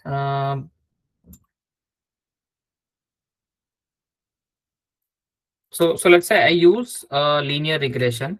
Okay, linear regression, and I use knn regressor.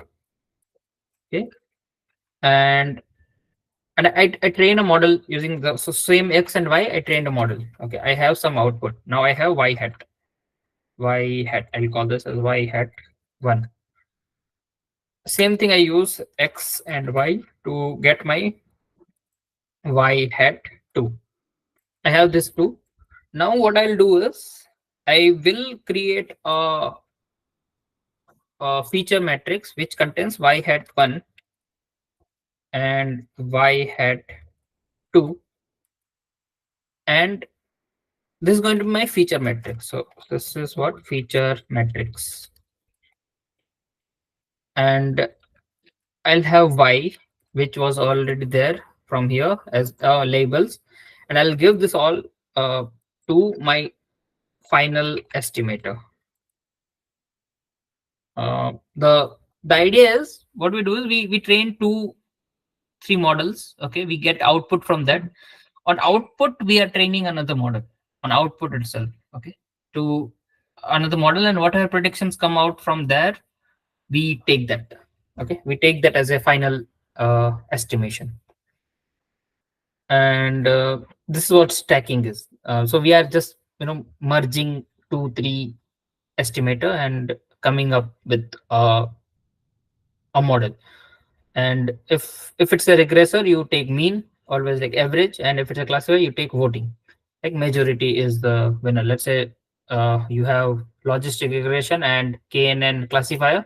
Logistic said 1, knn said 0, and final estimator can do it. Like you can have multiple models. Don't choose even in case of voting and all. You can choose another decision tree, something, and then you'll have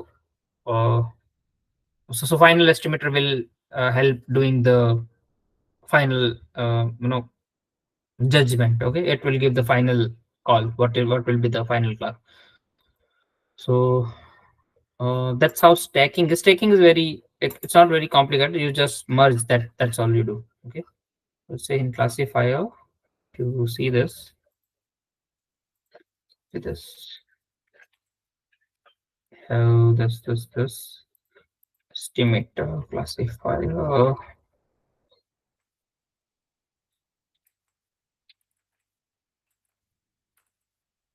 Okay, see, can you see the classy stacking? Like the I'll not expand this. What we are doing? We have this random forest. Then we have a linear SVC going there. Then they both are going inside the logistic regression. The outputs. Okay, the outputs are going y hat 1, y hat 2, and logistic regression, and y will also goes there. Then it will predict from there. Okay, so that's how this is there. So this is nothing but like they're creating train test split and all and training it. Okay, whatever. So what will this logistic regression do? It will do. I mean, in what terms you are asking what it will do? No, the input will be the predicted labels, right? Y Yes, at 1 and y at 2. yes. And then what will it do? It will train. Yeah, it will train the model. Okay, sorry. I sometimes back I said it will take mean and it will take voting. Yeah, here this will not happen. Like it will not take mean or voting. It will train the model. Logistic regression model it will train. So now for logistic you'll have different parameters and all, and y also you'll have. Oh. So you'll have another y hat 3, which is going to be the last y hat, and that is a final prediction. So the training feature, training data will be like the first two features, right? The first one is the Yes, first yes, predicted label, and second is second, and yes, the label will be true y. yes. True y, yes. True So y is going to be label, yes. So like this, like y hat white hat 2 will become feature matrix, and then we have y true y, which is going to be the label, and then final estimator will get trained on this thing. so this is better than mean. Better than mean in what case? No, if you don't use final estimator, like if we use mean of the two Nah. predicted label. Uh, yeah, everything has its pros and cons. So mean is also a good strategy. It's not like uh, something like so in voting classifier and voting regressor, you take mean and all. Okay, that also works better. It's not like both works better. I mean, depends on the data set sometimes, but both has its good and bad. I'm not sure why it's not working, but I'm seeing this. I am The seeing. dual parameter should be true or false, it says. Yes. Okay. They made it work. Why can't dual should be set to must be an instance of boolean. Teacher got okay. Maybe they have updated the. It's okay. Can just remove this. Okay, so we have something. Oh, we are getting okay, but the data set is load. This iris and all. It's not the one we are using. We are using this is a classifier. Yeah, this is a classifier. Okay. Okay. Now we have so stacking is easy, right? You understood like just stacking. We have multiple models. You can have more than this also, right? So the important part is writing this. Okay, they bear in mind that I didn't wrote, but important part lies here. how do you write this? See, it's not what you are doing. You are taking a array, the inside array you are writing this tuple, and tuple requires what two things, like one is name of something, naming you have to give, and then estimator itself, right? So here see they gave a pipeline and all. So this, like, explanation wise, I just copied paste, but this is the important part of this thing, right? Then how, then you give that whole thing here, estimators, then in a final estimator you give this one. So okay, give this a look, try to write this by yourself, uh, because if it's being asked somewhere in opp or somewhere, you should know how to write this thing. Okay, so give it some time, you will able to. So it's easy, right? What you do, array tuple of the estimators, that's what it is. Now we have the last one, voting. Yeah, I will explain voting. Voting, somebody is asking what is hard and what is soft. Excuse me, sir. Yes. Sir, I have one doubt, but it is not related to this. It's related to OPP. Can I ask that right now? Can I complete this voting? Okay, sir, sure. Okay. So okay, let's see. What is voting? So in first, the classifier, if you use, then only hard and soft voting will come up. Okay, otherwise it will not come up. Based on, so see, here the road with voting equal to hard would classify the sample as class 1 based on majority class label. In case of tie, we'll select the class based on ascending order in the following scenario. One will be assigned. So they use ascending order. So 0, 1, 2, 3, any class you have. So whichever comes first. So one came first. So that's why they do it. Oh, very soft. Yeah. See the soft one. See here what they did is it's like this two got the majority and third one is outclass, right? It's a minority. So that's why they gave class 1. Now if it's a soft one, okay, first I'll tell you what you get is, so whenever you write like predict, let's say model, any model is there, model dot predict, you'll have you give x and all, right? Some x you give, then in output you receive uh, array like 1 2 0 1 1 1 2 something like, maybe it's a multi class. So something like this you'll have. For model you'll have it, right? So let's say if I have two models, like model 1 and model 2 I have, then this is my sample 1. I'm using only one sample, okay? Sample 1. This model 1 said it should be of class 0, and this said class, it should be class 1. Now since I have two models only and it got tied, right? Tie means there is nothing like only two, so both say different things, so it's a tie, like that. Tie mean, that means whichever ascending order comes up, that will be the class. So in this case the class will be 0. But if I have even number of model, like model 3 comes up and it says it should be class 0, then by hard margin or something, I'm doing this prediction, okay? Predict, I'm just giving predictions only. Then by that I'll have class 0 as the final class, like class 0 wins, like class 0 wins majority. Now this was hard cases. What if I use soft voting?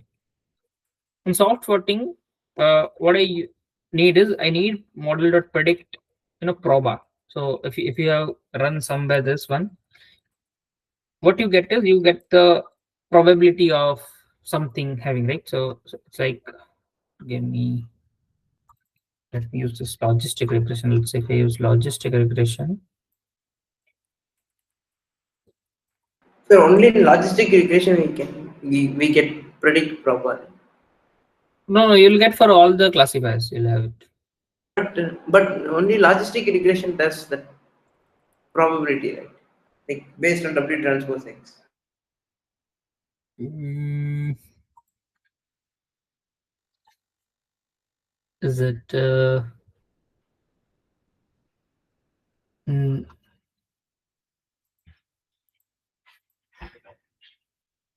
okay, why? Which one is this? This linear SVC can do it. Why? Right? This can also do it. Random classifier, random forest. Random forest can it do it? Random forest. We can have it, but not in similar way. Like we don't have weights and all. Mm, maybe what I can say is, let's say 100 out of 100 estimator in random forest, 60 said class 1 and 40 said class 0. Then I can say 0.6 probability. I can give probability like that in random forest. Okay, what about decision tree? In decision tree, what I can do is I have maybe decision trees don't have this prob thing. We'll see. Okay, so let's say I have logistic regression by writing it here, and then I'm fitting it string comma y string, then have log dot predict, maybe x string 0. What I missed. Okay, it should be this. Fine. So I have 2. Okay, so it got predicted as 2. What? I think it's iris. Okay, so iris dataset. So maybe out of 0, 1, 2, anything came out. Okay, and if you want multiple, you can have that also, like 0, 1, 2, right? So something like this. Then if you want probabilities, what you write is predict proba something. So you'll have now probabilities that so if you see this matrix, what does it mean is that class 0 probability, class 1 probability, and class 2 probability. This always going to be in ascending order from 0 to any number, right? And from this, if you see the probability that it belongs to class 0 is 2.7 minus 0.6, like so e power minus 0.6, e power minus 0.2, and then we have e power minus 0.1. So this is the like least probability. Then it is higher than that because e power minus 2. Then here we have e power minus 1.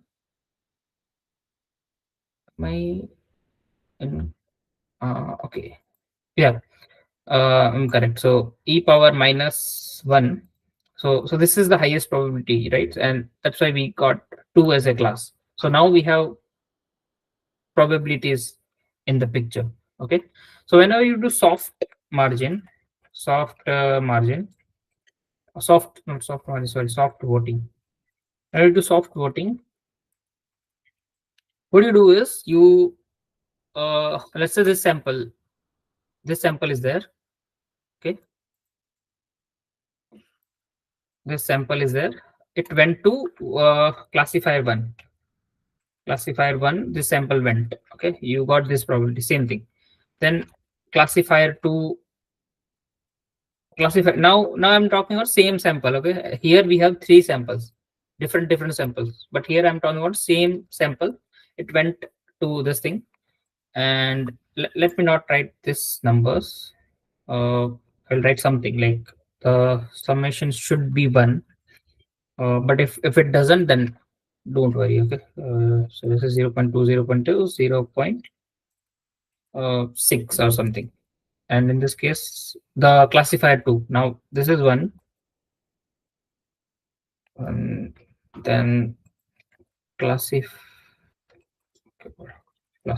2 I have. Maybe let's say 0 0.3, 0 0.4, and 0 point, how many remained? 3. Right. So this said, if you see, if you go with predictions, then it will say that this belong to class 1. This said this belong to class class 2. Likewise, you have multiple classifiers and all. In voting, what happens is you don't take this as absolute, like this classifier said 2 and this said 1, and you don't take just absolute value. What you do is you sum it up along the columns. Okay, so let's say the summation will come out like 0 0.5, 0 0.6, and now 0 0.9. And based on this, you can say that class 2 is the correct classification. Okay, class 2 is correct classification. Uh, Classification based on this the summation. I know you're thinking why now summation is going above 1. So does this work? But what we generally take is what we take kind of average of it, or we divide it by the number of classifiers. Okay, we divide it by number of classifiers. Now if you count, it will come under 1 if this is correct, like both are above 1, then this summation will also come, summation divided by 2 will come under 1.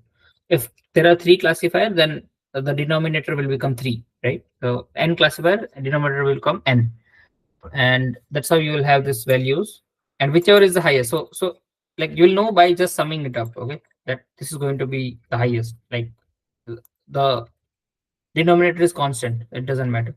So let's say if you have a summation like 0 0.9, 0 like 0 0.6, 0 0.7, and 0 0.5, then summation. Okay, I'm not doing this from the above, I'm just writing. Then you can say the class is going to be 1. Like this you can do it. So it depends on the summation across sorry, the probability that got across all the classifiers. Then you sum it up, then you decide which class it should be based on the numbers. So that's what voting is, soft voting is. Okay, So we take sum or average. average, we take average, but uh, like I said, denominator is going to same, so it doesn't matter. So can we also do this averaging thing when we are discussing weights? Like initially we had for 5 classes we had 0.2 weights, then we added the weights. If we had wrong predictions to 0.2, 0.4, 0.6, can we also do the averaging there also to make it 1? No, there will be so this estimator, the classifier 1, classifier 2 will separately get trained. They'll not interfere with each other.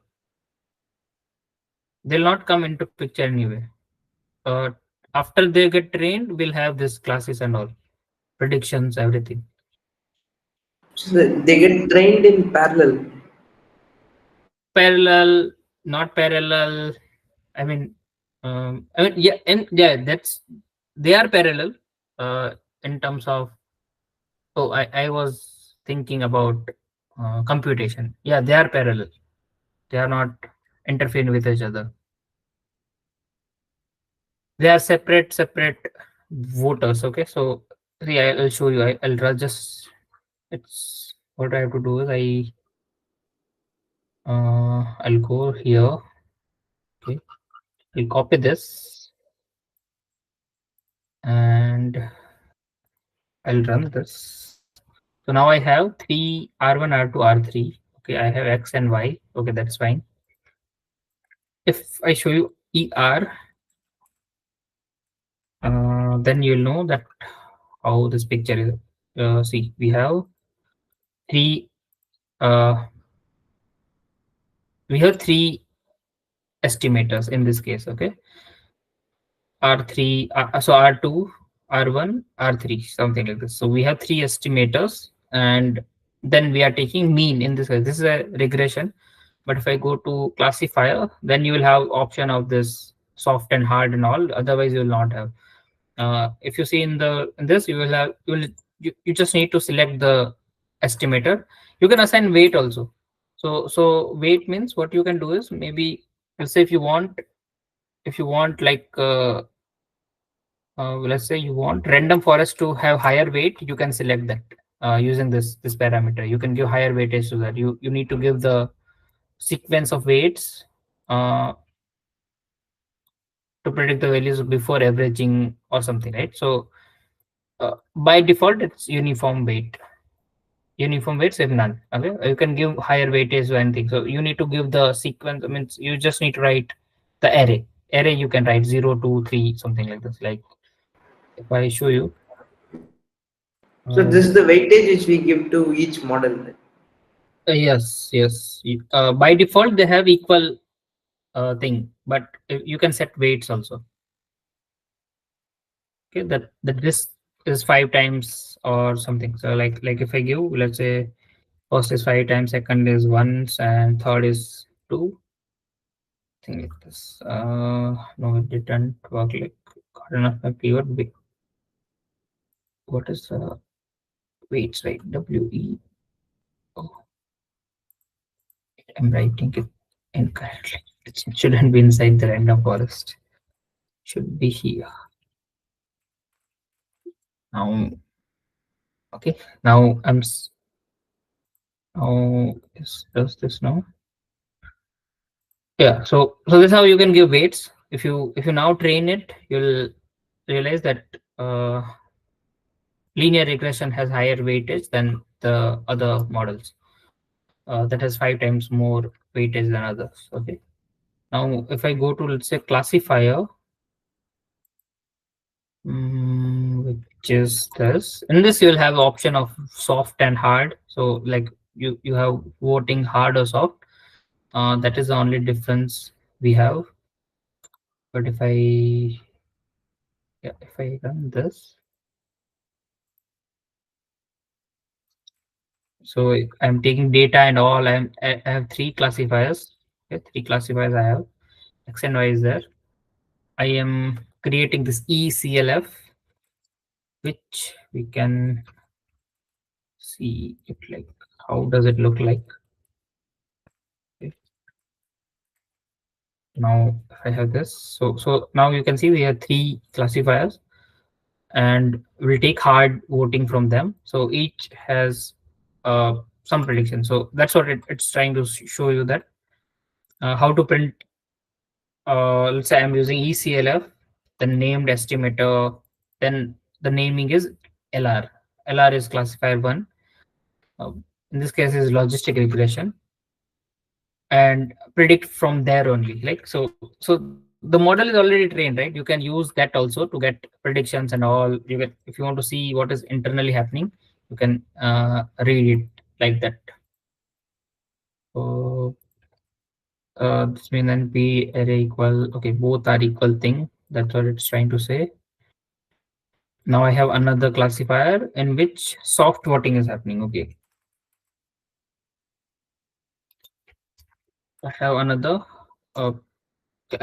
this. So this is what predictions are coming out. In this case, I'm doing soft voting. See the there is nothing new in this, like concept wise, but how to write this thing you should know, like array, and then array inside the tuples inside there is it's there, right? So learn this thing, like how to write this thing, this array, how to write that. Okay. Then I'm predicting again, same thing is coming out because there is like you'll hardly see any where we can inside that inside this you don't have to see what you have to see is yeah. So if I show you this, like let's say estimator, then maybe zero will also work. I'm not sure.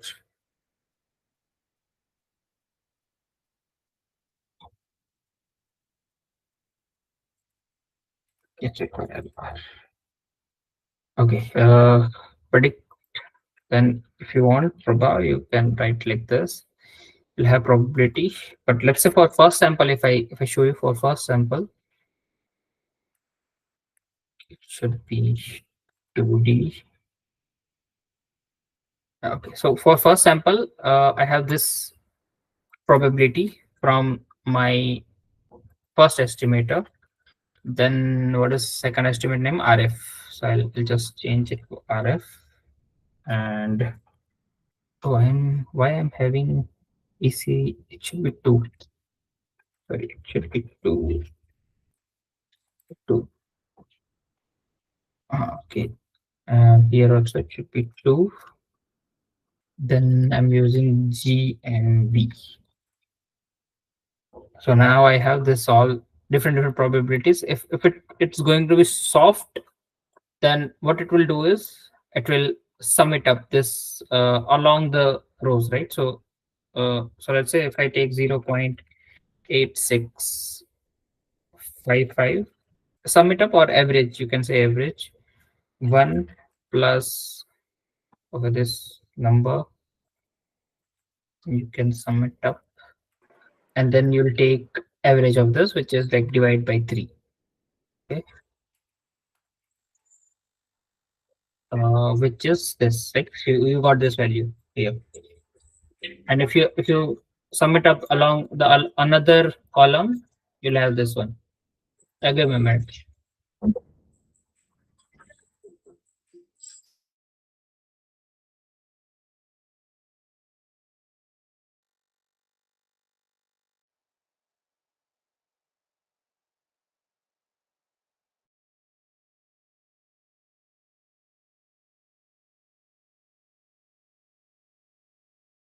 Yeah, hello. Hello. Uh, you get like how voting classifier works. It's just simple. Like you, if it's hard, you just take the whatever prediction it gave, take the voting. If it's soft, consider probabilities, average it, which is highest. That is going to be the class. Sir, odd voting means majority, right? Odd. Yeah, hard is just voting, whatever prediction it gives. So in this case, we will consider predictions. In soft, will not consider just prediction. We'll take probabilities into consideration. Yes, sir, in odd we'll do majority, right? Yeah, majority, And tie means the lowest class. lowest class. Yes, that means give anyone 0, 1, but it will give to 0. Sir, here we'll never get tie, right? We might get tie. It's possible. Like uh, but then what will, so let's say 0 and 1 both got 0.5, 0.5 summation, like average. In this case, that possibility is there, not like that. Like different estimator will give same thing or different thing. So let's say I have two estimators. Okay, two estimators. First estimator says 0.3 comma 0.7, and second said 0.7 comma 0.3. So these are probabilities are there. Then it's going to be tie, and in this case it's going to be class 0. I mean, though it's a very vague thing to happen, or It's very less likely to happen, but it can. And then so wherever tie is there, you can consider that you will have least, whichever the lowest index, you will have that class. Mm, okay. Yeah, I think that's all in ensemble. At least that's what we have in our course. I'm not sure XG boost. Do we have that? Do we have XG boost? Any sessions? Week. Which week is this? 11 or 10? Voting. Okay. Bagging. Okay. Bagging. Ada boost. Gradient boost. Gradient boost. Gradient boost. Okay. I can't open 2, 3 things. I'm not sure. Okay, I don't think so. XG boost is there. It is showing. Okay, it is showing. Loading. Can you share it? What is this? Jam file.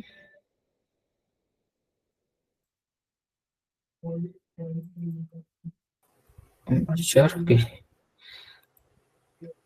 Okay. For okay, anything in Ensemble like this is. I think uh we can close there. Like this is the last part in Ensemble, which is on in our course. You can explore further. sklearn has few more estimators. You can explore that, right? Which is like base ensemble, extra tree classifier, hist gradient boosting classifier, isolation forest, or yeah, this all it has. You can explore that. How does it work? If you're interested, maybe you can read about algorithm also. Okay, can train it. Yeah. Okay. Hello, sir. Yeah. Hello. Sir, can you please share the collab link? Actually, I'm getting some error. What Shivani has shared. Yeah. Okay. Sure. It was shared last time in the session, I think. Yeah. It's from last session only. Same thing. What you are saying is maybe because of this auth user equal to 2 is written. Maybe that's why there is error. Okay. So this is 5.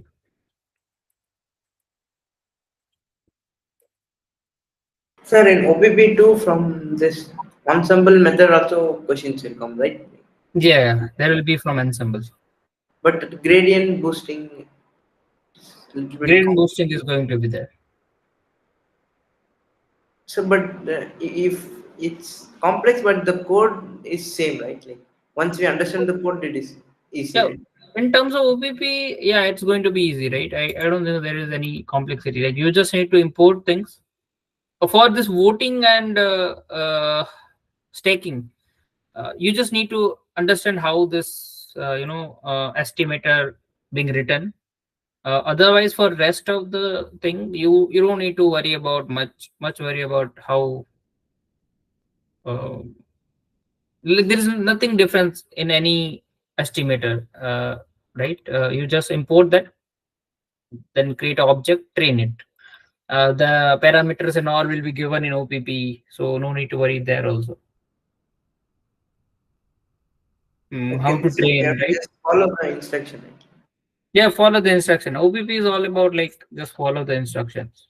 Uh, since we know we can't give you much freedom in OPP, because then we can't evaluate your answers. So that's why we have this kind of system. I mean, it was there earlier before I came here. So I never designed the system. It's there. Okay. So we have to just remember the syntax, right?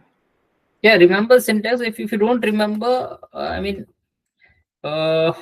What you need is, we'll give you one sklearn that thing, right? You can refer that, and then there are many help function given in sklearn. Like if you know how to import this thing, let's say you import this tagging classifier, tagging regressor or something, you can do like,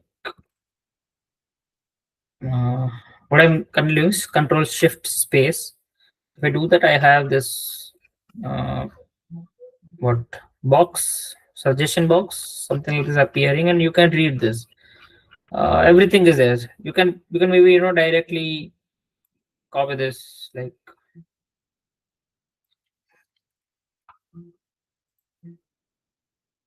copy this and, change it according to your need. You can do that. You can read about what is there in this estimate, like what does this parameter means.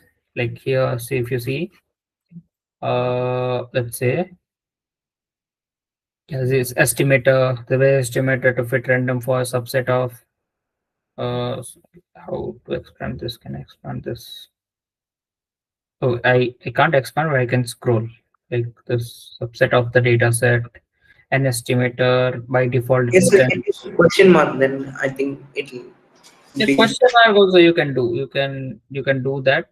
Uh, it's just a preference. I do this way, so I'm showing that you can do question marks. Okay. Uh, Not defined, not found. Yeah, okay. Like this, you can have help and then read. Yeah, same thing. You can have it. Okay, so, remembering is not a big thing. The in OPP, what you require is, you don't need to, don't give too much time to one question. Like, try to solve it as fast as you can. Okay, go ahead, complete it. Then after completion, just give a look that, whether you have done all the required steps correctly or not, because it will never throw an error, right? That you set 200 estimator or 300 estimator, you will have some answer. But if you are required to set 100 estimator, then that's what you should do.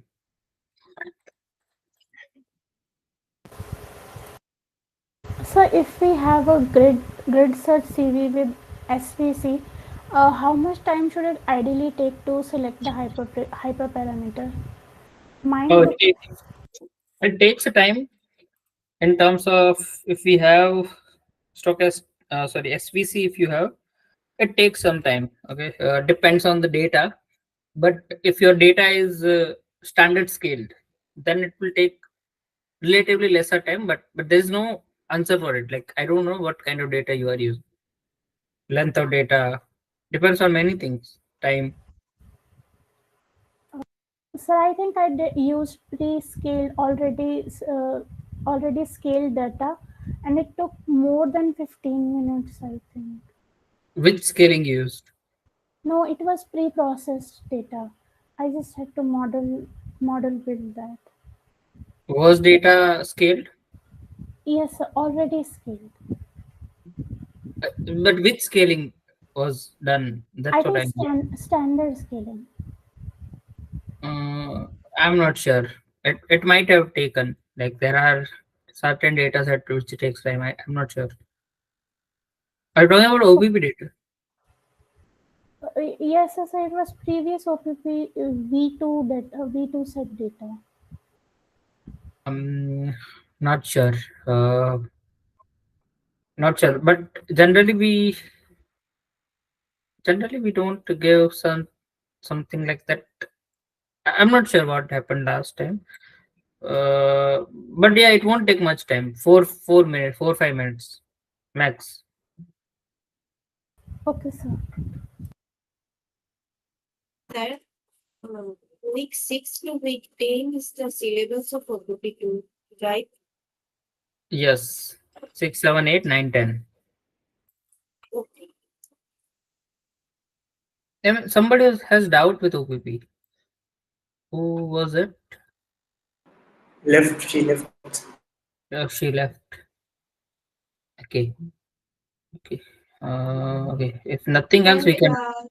sir, one Yeah. thing that TA session is not showing in my calendar. So Okay, is we'll there update no? that. Okay, we'll update TA calendar. Okay, Sir, thank you. is it happening, sir? TA session? TA session. No, is the TA session happening? Because I'm not able to see. It happened on maybe Saturdays, Sunday. I don't recall actually. That's why it happens. Yeah, Sir, today there is session, right? on Monday it was there. Okay. Uh, yeah, probably. We never set it, so uh, next Saturday you will have TA session. Okay, MLP. So because I'm not able to see in the calendar. Earlier also you couldn't able to see. No, before I was able to see, sir, but after quiz Yeah, 2, I'm now. not able to see. Okay, okay. After this week, like wait, Yes, this week Sachin. there is no. After quiz 2, it is not showing on the. Okay, after quiz. Oh, quiz two was on 17th. There was one session on 18th. Then it's like okay, at least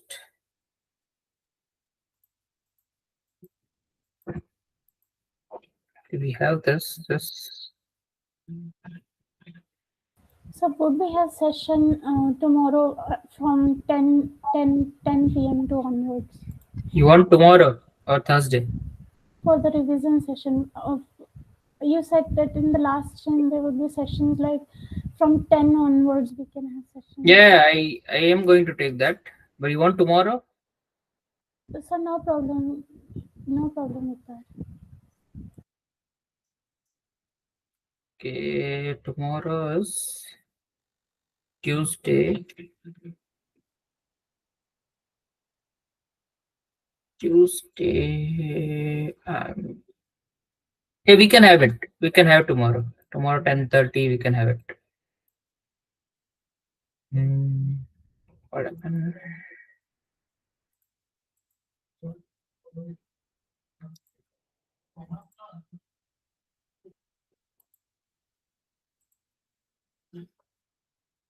Sir, it will be recorded also, right?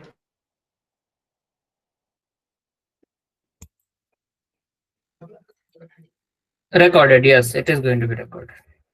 Definitely. Oh, I guess I have updated TA sessions. Yeah, now you have it. Okay. Today was not there, but next Saturday, yeah. You have few. Okay. So today it was not there, right? So tomorrow we can have a session after. So what time is it? 10:30. At 10:30 we can have. So maybe MLP to revision session. Okay. Do this. What I need to do.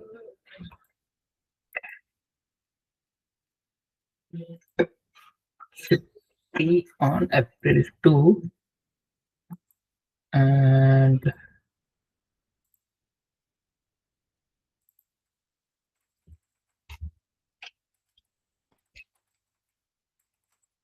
it will be same link, okay? Same link which we generally use. Timing will be I'll set it to 10:30 and we'll see. I don't know till 12:30. Skip till 12. Then on second this tomorrow second, okay. Yeah, okay.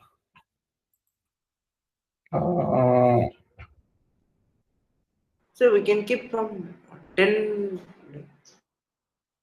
No, I have something. I 10:30 Okay, sir. start. Okay. Yeah. Okay. Okay.